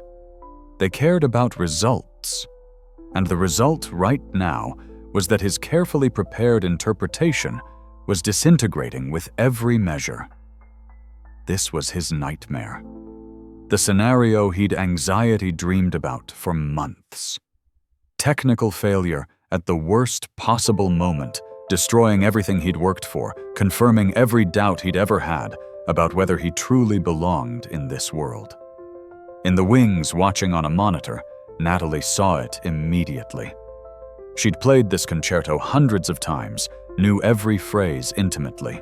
She could see the pedal catching, could see Darius compensating, could hear the musical line suffering despite his best efforts. Her competitor was in crisis. The person performing directly before her, setting the bar she'd need to exceed, was struggling with equipment failure. The calculating part of her brain registered opportunity. If Darius's performance suffered, her performance would shine brighter by comparison. If he struggled, she'd benefit. But another part of her, the part that loved music more than winning, the part that had rebuilt her relationship with piano through compassion and humanity, felt something else. Empathy, recognition, shared understanding of how devastating this moment must feel. She stood, walked closer to the stage wings. The stagehand looked at her confused. "Ms. Harper, you're not on for another 15 minutes. She ignored him, watched Darius fighting the failing piano, watched his hands compensating for mechanical failure with technique alone, watched him trying to salvage a performance that was slipping away despite perfect execution of every note. A choice crystallized. She could watch from the wings, let this play out, benefit from his bad luck. Or she could do something that would probably cost her the competition, but might save his performance, and more importantly, honor what music actually meant. The piece was approaching its final page. Darius had maybe 2 minutes left. 2 minutes to get through the ending without the sustain pedal, without the musical tools Rachmaninoff had assumed would be available. Natalie made her decision. She walked onto the stage. The audience gasped. 2,000 people simultaneously drawing breath, confused, alarmed, unclear what was happening. A second pianist walking onto stage during someone else's performance violated every protocol, every expectation of how competitions functioned. The orchestra wavered. Slatkin's baton faltered mid-phrase. Darius's hands continued playing on pure muscle memory, while his mind tried to process what was occurring. Natalie walked to the Fazioli F278 piano, positioned stage right, the instrument she'd been assigned for her performance. She stopped beside it, turned to face the judges in the front row.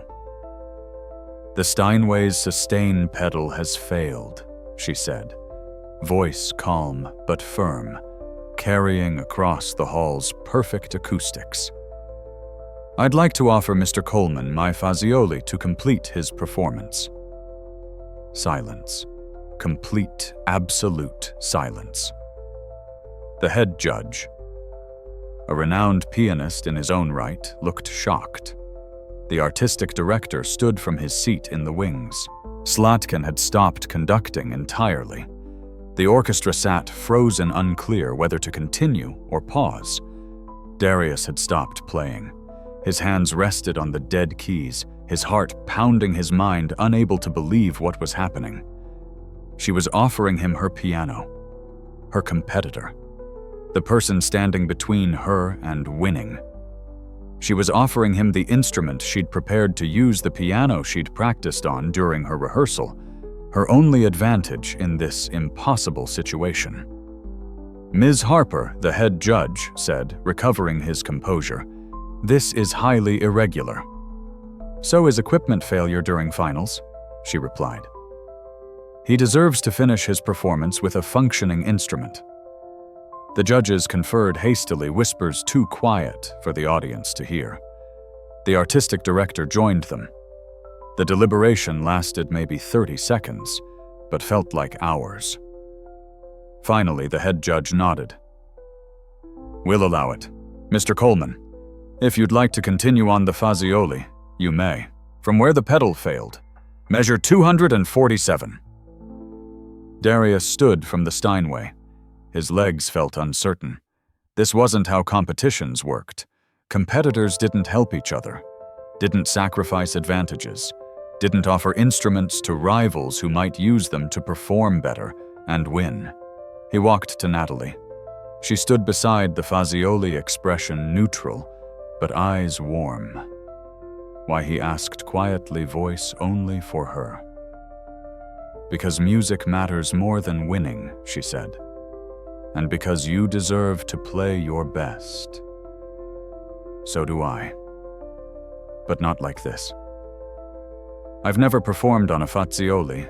It'll feel completely different. I know. You'll adapt. You're that good. He wanted to say more, to thank her adequately, to express what this moment meant, to acknowledge the sacrifice she was making. But there were 2 minutes of Rachmaninoff left to play an orchestra waiting an audience, holding its breath. He sat at the Fazioli. The bench height was different, required adjustment. The key depth felt shallower than Steinway, the action lighter, more responsive. The tone warmer, more singing, less percussive. He looked at Slatkin. The conductor raised his baton, waiting for Darius to signal readiness. Darius placed his fingers on the keys. Breathed. Nodded. Slatkin gave the downbeat. The orchestra re-entered at measure 240 kaun. The exact moment the pedal had failed. Darius played. The Fazioli felt strange under his fingers for the first few measures. Too light, too responsive, requiring less force than the Steinway. He overplayed initially, the sound too loud, unbalanced. Then he adjusted. Lightened his touch. Listened to the piano's particular voice.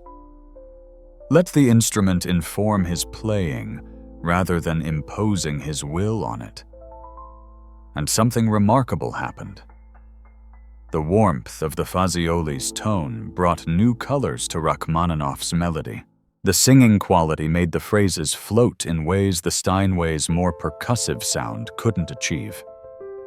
The responsiveness allowed subtleties, gradations of dynamics Darius hadn't attempted in rehearsal because the Steinway required more force to produce.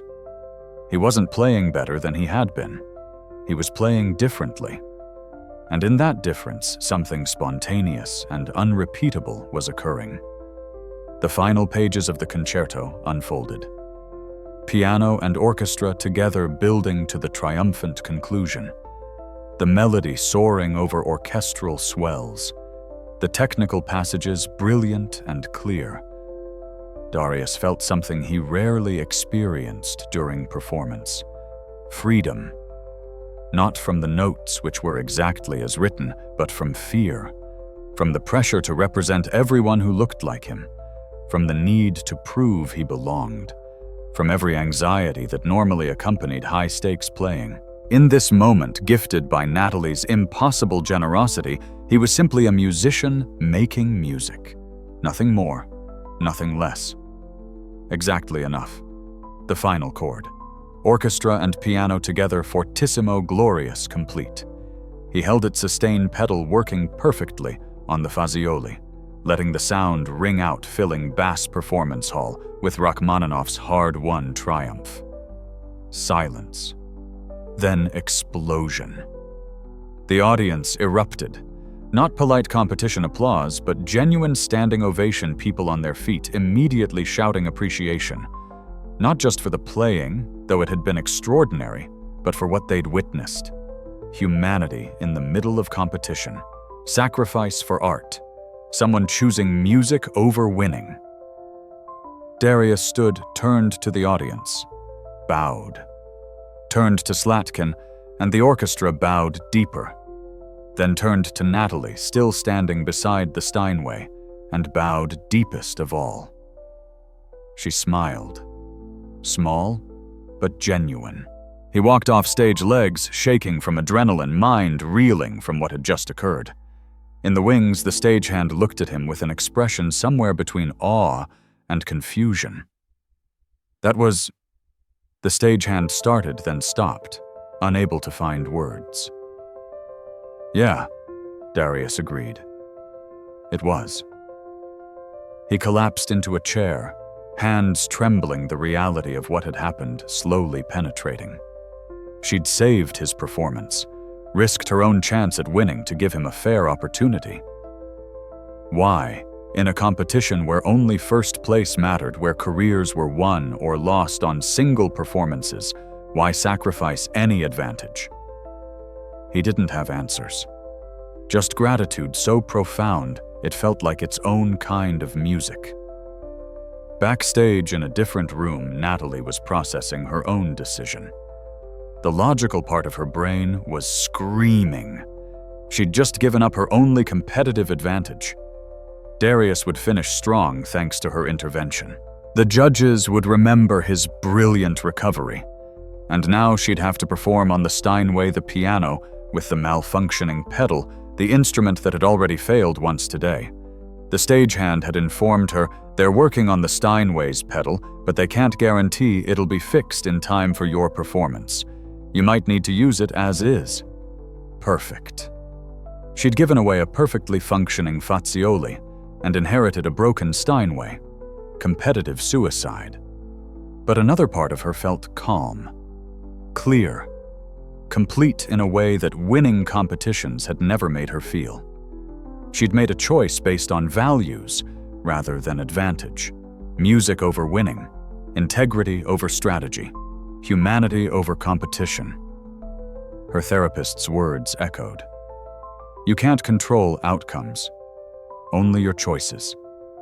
Make choices you can live with regardless of results. She could live with this choice. More than that, she was proud of it. Dr.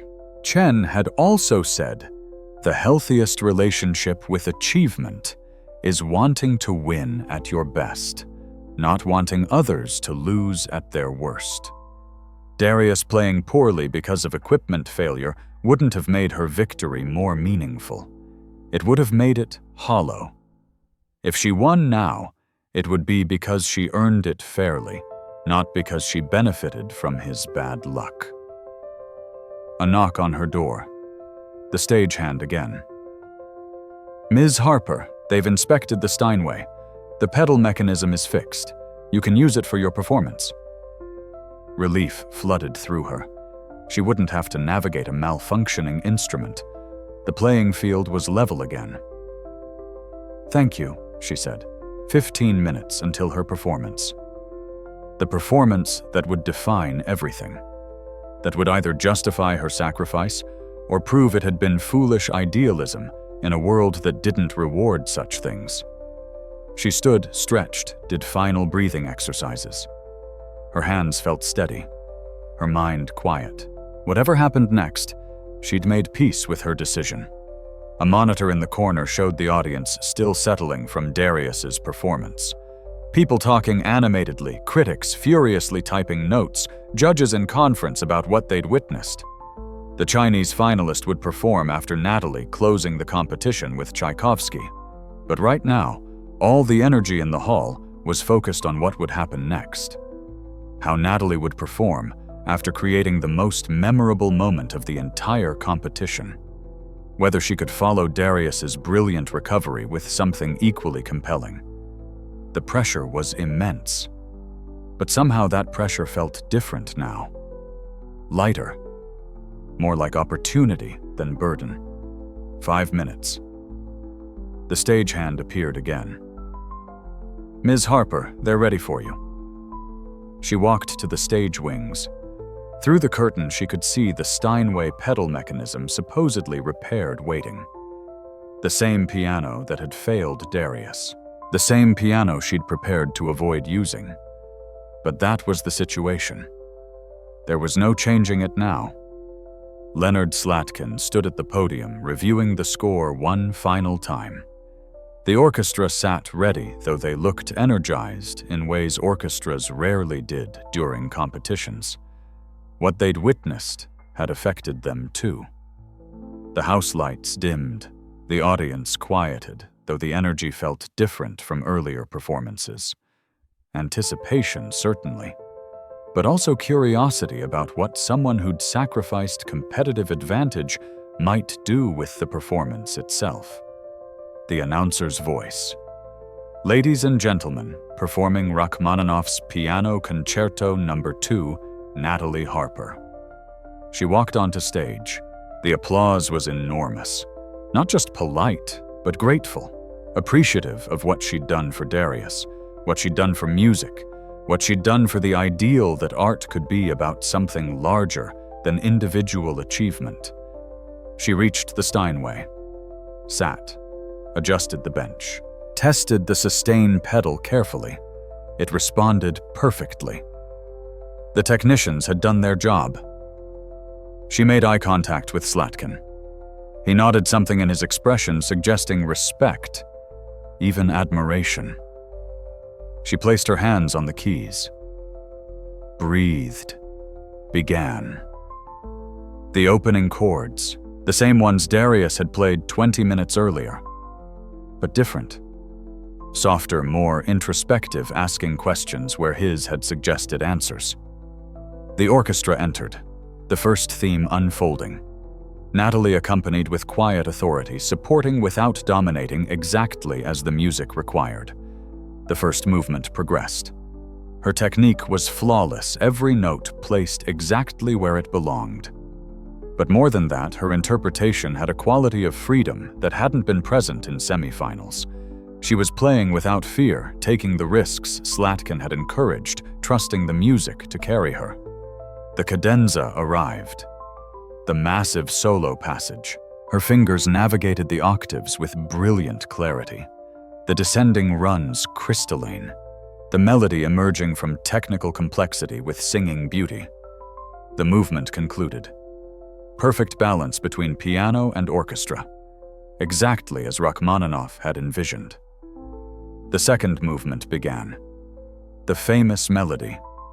The tune everyone in the hall knew. Natalie played it like a love letter. Not to anyone specific, but to music itself, to beauty, to the journey that had brought her from childhood prodigy to broken young adult to healed musician. Each phrase shaped with care, each harmonic shift considered. Tender without being sentimental, moving without being manipulative.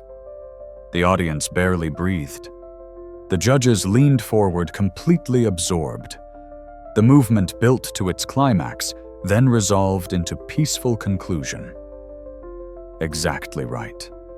Exactly enough. The final movement. Fast, virtuosic, joyful. Natalie attacked it with energy that felt infectious. The orchestra responded, feeding off her momentum, creating genuine musical dialogue. She reached measure 247. The exact moment Darius's pedal had failed. Her foot pressed the sustain pedal firmly. It responded perfectly. The phrase flowed exactly as Rachmaninoff had written it, legato and singing beautiful beyond description. But something unexpected happened. The technical perfection wasn't what made the moment transcendent. It was the knowledge shared by everyone in the hall of what had occurred at this exact measure 20 minutes earlier. The knowledge that Natalie could have let Darius struggle, could have benefited from his misfortune, but instead had chosen music over winning. That choice infused every note with meaning beyond the notes themselves.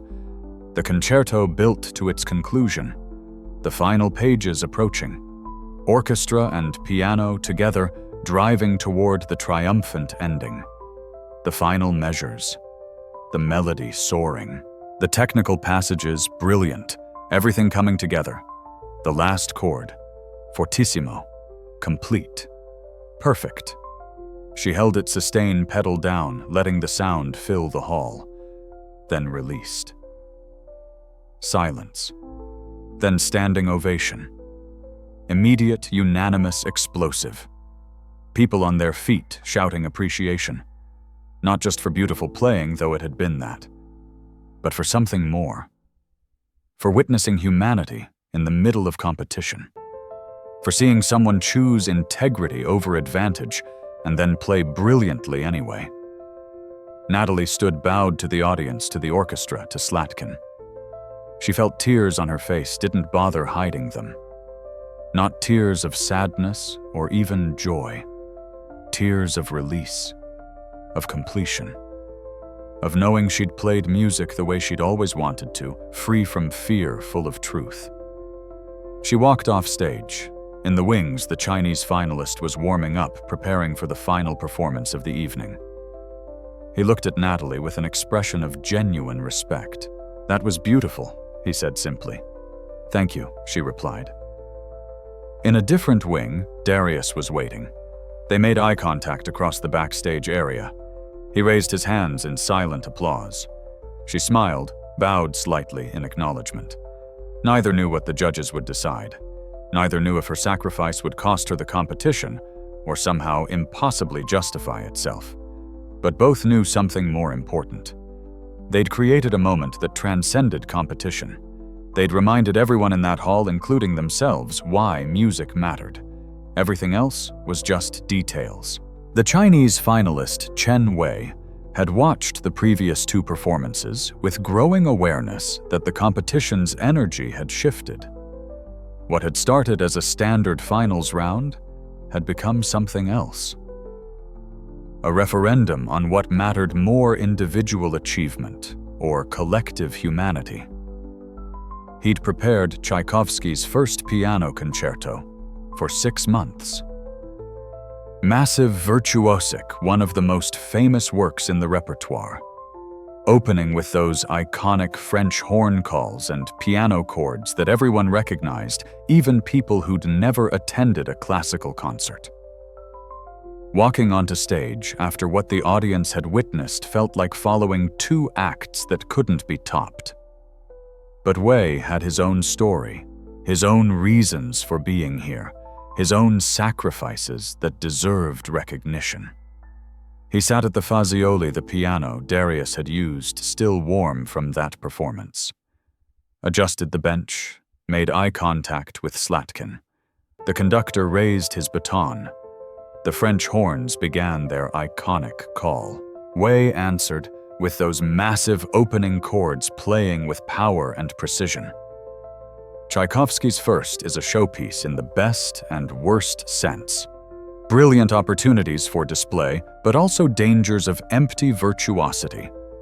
Wei navigated it with mature musicianship, showing he understood the difference between impressive and meaningful. The first movement's cadenza, nearly 4 minutes of solo piano technical demands, maximal. Octaves, rapid scales, intricate passage work. Wei executed it with dazzling clarity, never sacrificing musical line for pure speed. The second movement, a complete contrast. Lyrical intimate, requiring sensitivity and refined color. Wei played it with unexpected tenderness, proving he had range beyond pure technique. The finale, a Ukrainian folk dance transformed into virtuosic tour de force. Wei attacked it with infectious energy, the orchestra feeding off his momentum, creating genuine excitement. The final chord, massive, triumphant, definitive. The audience responded with standing ovation, though perhaps not quite as explosive as for Darius and Natalie. Wei had played brilliantly, but he hadn't created a moment that transcended the notes. He bowed, accepted the applause, graciously walked off stage, knowing he'd done everything in his power, but unclear if it would be enough. By 9:15 p.m., all 6 finalists had performed. The judges retired to deliberate. The audience was released for a 90-minute intermission before the results ceremony would begin. In the green room, the 6 finalists existed in separate, anxious universes. The Brazilian pianist looked confident, sure his Prokofiev had been superior. The French pianist seemed resigned, knowing her Ravel had been beautiful, but perhaps too subtle for competition context. The Polish pianist was unreadable face, neutral thoughts hidden. Y reviewed his performance, mentally cataloging small errors, moments that could have been better places where he'd lost connection with the orchestra. Darius sat quietly still, processing what had happened. His performance had been saved by Natalie's sacrifice. Did the judges value that? Would they see the swap as evidence of some deficiency on his part? Or would they judge the music itself, which had been extraordinary despite the crisis? Natalie felt strangely calm. She'd played well. She'd made a choice she believed in. Whatever happened next was beyond her control. The freedom in that realization was profound. Outside in the lobby, the audience debated what they'd witnessed. Critics argued about whether Natalie's gesture would influence the judge's decision, whether it should influence their decision, whether music competitions should be about pure playing or something more holistic. She gave away her advantage, one critic argued. That's either incredibly noble or incredibly foolish. But she still played brilliantly, another countered. The sacrifice didn't diminish her performance. If anything, it enhanced it. She proved she could perform under even more pressure than initially expected. Darius wouldn't have recovered without her help. Does that discount his performance, or does it prove something about his resilience and adaptability? He switched pianos mid-performance and still delivered.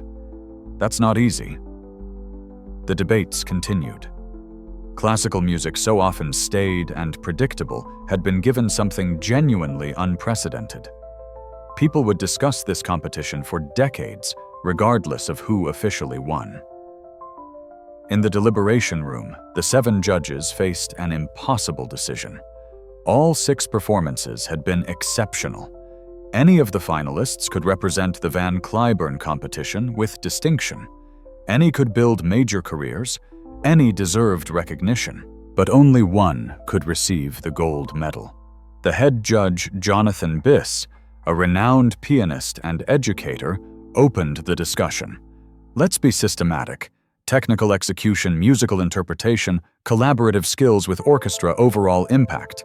We'll discuss each finalist on these criteria. They went through each performance methodically. The Brazilian pianist, technically stunning. Perhaps the cleanest playing of the evening, but emotionally somewhat one-dimensional. The French pianist, beautiful color, exquisite refinement, but almost too careful. I wanted more risk-taking.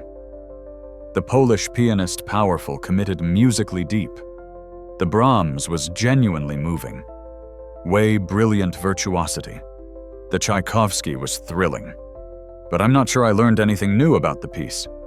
Then they reached Darius and Natalie. The conversation became more complex. Darius's playing had such emotional authenticity, one judge said. But we have to acknowledge the piano malfunction complicated things. He adapted remarkably well, another countered. Switching instruments mid-performance and maintaining that level of artistry is extraordinary. But would we even be having this conversation if Natalie hadn't offered her piano? His performance was saved by a competitor's generosity, which speaks to something about how music should function. Competition or collaboration. Individual achievement or collective support. We're not judging philosophy. We're judging piano playing. Are we? Can we separate them? The debate continued, then turned to Natalie. Her playing was technically flawless, musically mature. The second movement was particularly moving, but she gave away competitive advantage. Does that demonstrate poor judgment or admirable values? It demonstrates that she prioritizes music over winning. Isn't that exactly what we should want in musicians? We're running a competition. The point is to identify the best pianist, not the best humanitarian. Those things aren't mutually exclusive, and I'd argue that her sacrifice made her subsequent performance more impressive. She created additional pressure for herself and still delivered brilliantly. 2 hours of deliberation. Every finalist discussed extensively. Arguments made, countered, refined. Votes taken informally, results too close to declare a winner definitively. Finally, Jonathan Biss stood. "We're at an impasse. The playing has been too close to separate easily.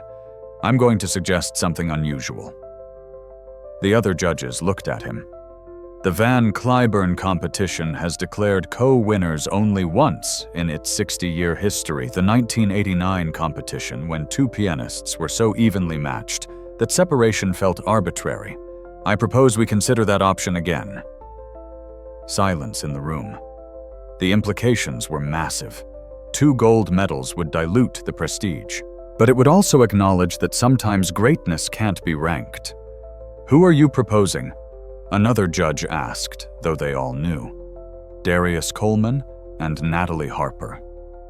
Their performances were both exceptional, but more importantly, together, they created something that transcended competition. They reminded us why music matters beyond individual achievement. More silence, then discussion. Arguments for and against. The precedent it would set. The message it would send. After another 30 minutes, Jonathan called for a formal vote, all in favor of declaring Darius Coleman and Natalie Harper co-winners. 5 hands raised. Then, after a pause, a 6th. 7 out of 7. Unanimous. At 11 p.m., the finalists were called back to the stage. All 6 stood in a line, trying to maintain composure while their hearts raced. The audience filled Bass Performance Hall, again 2,000 people ready to witness history. Jonathan Biss walked to the podium. The hall quieted completely. "Thank you all for attending this final round of the Van Cliburn International Piano Competition. What we witnessed tonight was extraordinary. All 6 finalists demonstrated artistry at the highest level." He paused. The standard opening. Every finalist knew what came next would be rankings, recognitions, honorable mentions building to the gold medal announcement. Before announcing results, I want to say something about this competition. For 60 years, the Van Cliburn has celebrated pianistic excellence, but excellence means more than technical perfection. It means artistry, humanity, the capacity to communicate something essential through music. Another pause. Darius felt sweat on his palms. Natalie focused on breathing steadily. Tonight we witnessed something unprecedented. A moment where competition gave way to collaboration, where a finalist chose music over winning, integrity over advantage. That moment and the performances that followed forced us to reconsider what we're actually judging. The audience leaned forward. This wasn't standard competition rhetoric. The judges have deliberated extensively. All 6 performances were worthy of recognition. Any of these pianists could win this competition in another year, but tonight we're faced with a decision that requires acknowledging something unusual. He looked directly at Darius and Natalie. "In 60 years of Van Cliburn competition history, we have declared co-winners only once. Tonight we are doing so again." Gasps from the audience. Shocked expressions from the other finalists. Darius and Natalie both looked stunned. The gold medal is awarded to Darius Coleman and Natalie Harper. The audience erupted. Standing ovation, immediate and sustained. Not just polite congratulations, but genuine celebration. People shouting, crying, applauding until their hands hurt. Darius felt his knees weaken. Natalie covered her mouth with her hands. They made eye contact across the stage, both trying to process what had just been announced. Co-winners. Both of them. After everything that had happened. Jonathan continued, voice raised over the applause. Their performances were both exceptional. But more than that, they demonstrated what music should be at its highest level. Not just individual achievement, but human connection. Not just competition, but collaboration. Not just winning, but showing why winning matters. More applause. Seemingly endless. The silver medal is awarded to Chen Wei, whose Tchaikovsky was brilliant and thrilling. Wei bowed, accepting his medal with grace, despite obvious disappointment. Silver medal at Van Cliburn was still extraordinary, still career-changing. But it wasn't gold. The bronze medal is awarded to... Jonathan paused, consulting his notes. We are also awarding co-bronze medals to Jakub Kowalski and Alexandre Moreau, whose performances of Brahms and Ravel, respectively, were both outstanding. The Polish and French pianists accepted their medals, looking relieved to place at all. Special jury recognition goes to Roberto Silva, whose Prokofiev demonstrated exceptional virtuosity. The Brazilian pianist bowed, hiding disappointment well. Then the ceremony shifted to the actual medal presentation. Darius and Natalie were called forward together. Each received a gold medal hung on a ribbon, a check for $50,000 split from the winner's purse, and the recognition that they'd reached the absolute pinnacle of their profession. Standing together at the center of the stage, holding their medals, they were asked to say a few words. Darius spoke first. His voice was shaky with emotion. I don't have words for this, for what this means. I want to thank my mother, who worked 3 jobs so I could have a shot at this dream. Mr. Goldstein, who taught me piano, and what it means to survive through beauty. My teacher Dmitri, who never let me settle for approximation. He paused, looking at Natalie. And Natalie Harper, who showed me that the highest form of competition is wanting your opponent to be at their best. Thank you for saving my performance. Thank you for reminding me what music is supposed to be about. Applause, loud and sustained. Natalie spoke next. I'm standing here because of a lot of people who helped me rebuild my relationship with music. My therapist, Dr. Chen, who taught me that being perfect and being happy aren't the same thing. My parents, who learned to love my playing rather than just judge it. And Darius Coleman, whose playing tonight reminded me why I fell in love with piano in the first place. She paused, collecting her thoughts. For years, I thought music was about being perfect. Tonight taught me it's about being present, being honest, being willing to prioritize art over ego. I'm grateful to share this moment with someone who understands that. More applause. The audience wouldn't stop. The celebration continued for another 10 minutes. Photographers capturing images that would appear in classical music publications for years, critics already drafting reviews that would call this the most memorable Van Cliburn competition in history. Eventually, the ceremony concluded. The finalists walked off stage. Darius and Natalie found themselves in the green room together, both still processing what had happened. We won, Darius said, almost laughing. Both of us. That's insane. Completely insane, Natalie agreed. And perfect. Somehow perfect. They stood there, 2 pianists from completely different worlds brought together by competition and transformed by collaboration, holding medals that represented everything they'd sacrificed to achieve. Thank you, Darius said again. For what you did. I still don't understand why, but thank you. You would have done the same for me, Natalie said. I honestly don't know if I would have. I want to think I would, but in that moment with everything on the line, I don't know. Then I'm glad I figured it out first. Maybe you'll get a chance to return the favor someday. I hope I never have to prove myself like that. But if I do, I hope I'm half as brave as you were tonight. They hugged, just briefly. 2 competitors who'd become something else. Not exactly friends yet, but colleagues who'd shared something profound, who'd changed each other's understanding of what music could mean. The Carnegie Hall debut was sold out 6 weeks after tickets went on sale. 2 pianos, 1 voice was the concert title. Darius Coleman and Natalie Harper, the Van Cliburn co-winners, performing together for the first time since the competition. The program featured works for 2 pianos by Mozart, Brahms, Rachmaninoff, and a contemporary piece commissioned specifically for them.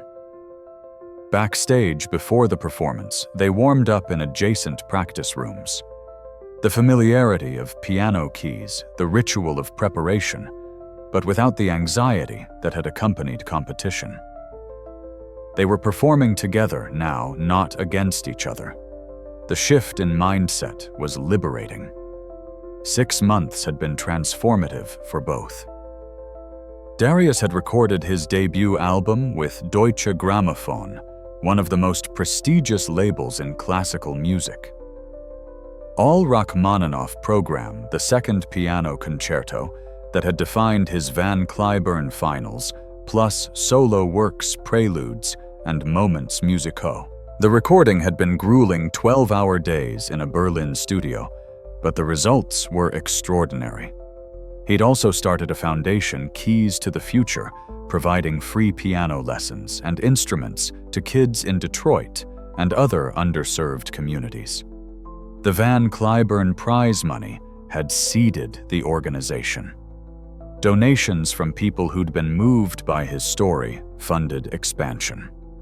Every kid should have the chance I had, he told reporters. Not just talent, opportunity, access, mentorship. The difference between me and 1,000 other talented kids was that I got lucky enough to meet Mr. Goldstein. Nobody's success should depend on luck like that. Natalie had recorded as well. An album of Chopin, Schumann, and Brahms pieces that told her journey from perfectionism to presence.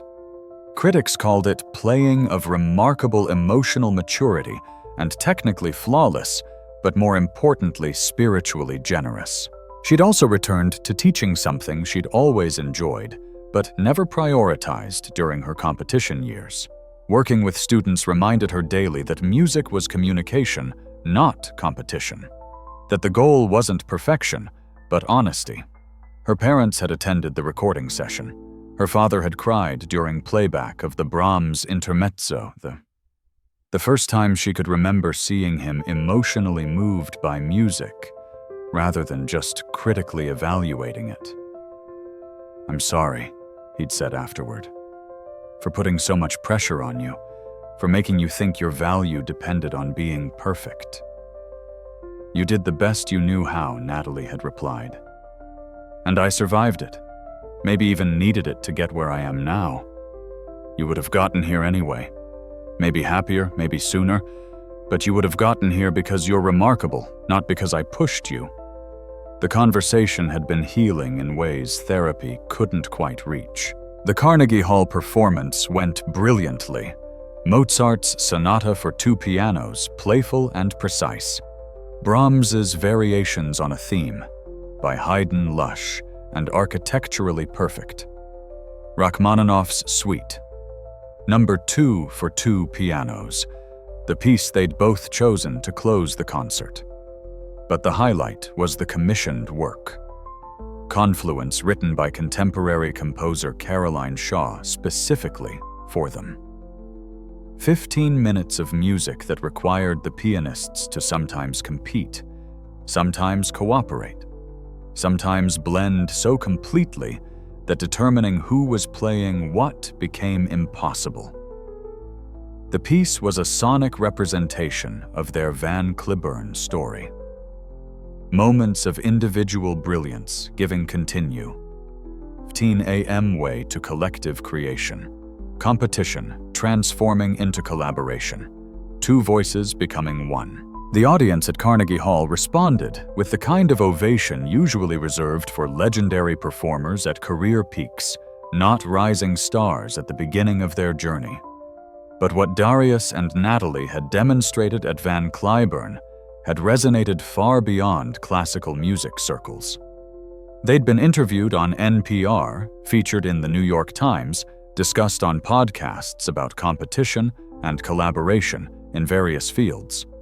Their story had become bigger than piano playing. It had become a parable about what success could mean if people prioritized collective elevation over individual achievement. After the Carnegie concert, at a reception hosted by the hall's director, they were approached by countless people wanting to share how the Van Cliburn moment had affected them. Teachers who'd changed how they approached student evaluation. Musicians who'd started collaborating instead of competing. Business people who'd reconsidered their approaches to workplace culture. "You changed something," one woman told them. "You proved that being generous doesn't mean being weak. That helping someone else succeed doesn't diminish your own achievement. My entire company is implementing new collaborative structures because of what you two did." Darius and Natalie exchanged glances. They'd just been trying to make good music. The fact that it had inspired broader cultural conversations felt simultaneously humbling and surreal. Their partnership had developed into genuine friendship. They texted regularly, called to discuss repertoire choices, and career decisions met up when touring schedules aligned. The relationship had none of the competitive tension that had characterized their first encounter at Bachauer. "I keep thinking about how close I came to not offering you the piano," Natalie admitted one night over dinner in New York. "Like the calculation part of my brain was screaming that it was stupid that I'd regret it." "Do you regret it?" Darius asked. "Not for a second. Winning alone would have been emptier than winning together. And the friendship we've built, the music we're making now, none of that happens if I prioritize the medal over the moment. I still don't think I would have done what you did. Which bothers me, honestly. I want to believe I'm that noble, but I'm not sure I am. You don't have to be noble. Just aware." In that moment, I was aware that equipment failure wasn't a real test of your ability. Letting you fail because of bad luck wouldn't have made me better. It would have just made the competition worse. The judges could have hated what you did, could have seen it as weakness or rule-breaking or whatever. Maybe. But they didn't. And even if they had, I could live with losing that way. I couldn't live with winning by watching you suffer through something that wasn't your fault. Darius shook his head. "I hope if I'm ever in a similar situation, I remember this conversation. Remember that character matters more than winning. You'll remember, and you'll do the right thing, because that's who you are." The broader classical music world had been transformed by their example as well. The Van Cliburn competition announced policy changes. Backup pianos would be available during finals for technical failures. Collaborations between competitors would be encouraged, not discouraged. Jury prize criteria would include not just performance quality, but artistic integrity and collegiality. Other competitions followed suit. The Tchaikovsky competition in Moscow, the Queen Elizabeth competition in Brussels, the Leeds International Piano Competition all revised their approaches, emphasizing that classical music needed to evolve beyond purely competitive models. "We're not rejecting competition," one competition director explained. "We're expanding what competition means. Excellence should be about bringing out the best in everyone, not diminishing others to elevate yourself." The changes were incremental, imperfect, sometimes more symbolic than substantive. But the conversation had shifted.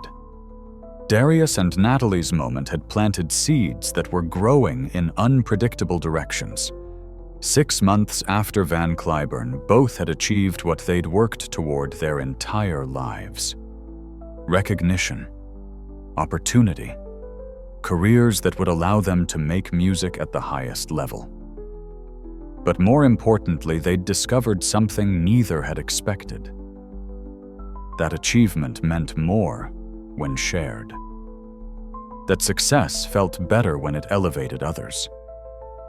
That music's highest purpose wasn't individual glory, but collective beauty. They were both booked for concerts 3 years out. Recording contracts, management representation, invitations to perform at venues they'd only dreamed of playing. The Van Cliburn Gold Medal had opened every door, but when asked about their favorite musical memory, both gave the same answer: that moment at Bass Performance Hall, when Natalie had walked onto stage during Darius's performance. Not because it had led to winning, but because it had reminded them why winning mattered. Music wasn't about being better than someone else. It was about being better than you were yesterday. It was about communication, connection, transformation. It was about using organized sound to express truths that language couldn't reach. Everything else was just details. The story of the Van Cliburn competition finals spread far beyond classical music circles. It became a case study in business schools about collaborative versus competitive models, a discussion point in ethics classes about moral courage under pressure, a viral moment on social media where cynicism briefly gave way to inspiration. But for Darius and Natalie, it remained simply the day they learned what mattered most. Years later, both would describe that moment differently, depending on audience and context. Sometimes it was a story about sacrifice, sometimes about adaptation, sometimes about the random chance of equipment failure creating opportunity for grace. But the core truth remained constant. Music at its highest level transcended individual achievement. It required vulnerability, generosity, the courage to value collective beauty over personal glory. The sustain pedal failure that had threatened to destroy Darius's performance had instead created space for something more valuable. A demonstration that competition and collaboration weren't opposites. That helping someone else succeed didn't diminish your own success. That the highest form of winning was ensuring everyone had the chance to be their best. The classical music world, slow to change and resistant to disruption, had been given a reminder that its values needed evolution. That talent wasn't zero-sum. That creating space for one brilliant musician didn't take space from another. That audiences were hungry for music that demonstrated humanity, not just virtuosity. Bass Performance Hall would host hundreds more concerts. The Van Cliburn competition would continue every 4 years, discovering new generations of exceptional pianists. But June 17th would remain legendary, the day 2 pianists chose music over winning and won because of it. For every young pianist who watched the video of that performance, who read about what had happened, who wondered if they could be that generous under similar pressure, the story became a challenge. Not just to play better, but to be better. To treat music as collaboration, not combat. To remember that the piano had 88 keys, room enough for everyone willing to make beautiful sound. Darius Coleman continued performing, teaching, advocating for access and representation in classical music. His foundation grew, providing opportunities for hundreds of kids who might otherwise never touch a piano. His playing remained distinctive, powerful, emotional, unafraid. Natalie Harper continued performing, teaching, demonstrating that technical perfection and emotional honesty could coexist. Her foundation focused on musicians dealing with performance anxiety, creating support systems for artists struggling with the psychological demands of public performance. Her playing remained distinctive, refined, present, generous, and sometimes they performed together. 2 pianos, 1 stage music that belonged to both of them equally. In those moments when their hands moved across different keyboards, creating unified sound, when competition dissolved completely into collaboration, when individual excellence served collective beauty, they remembered why they'd chosen this impossible profession. Not for medals or recognition or career opportunities, though those mattered, but for the moments when music transcended notes, when organized sound became organized emotion, when human connection happened through pitch and rhythm and harmony, connecting strangers across time and space and difference, for the moments when pianos sang, for the moments when winning meant everyone getting to play their best, for the moments when the music was enough and the music played on.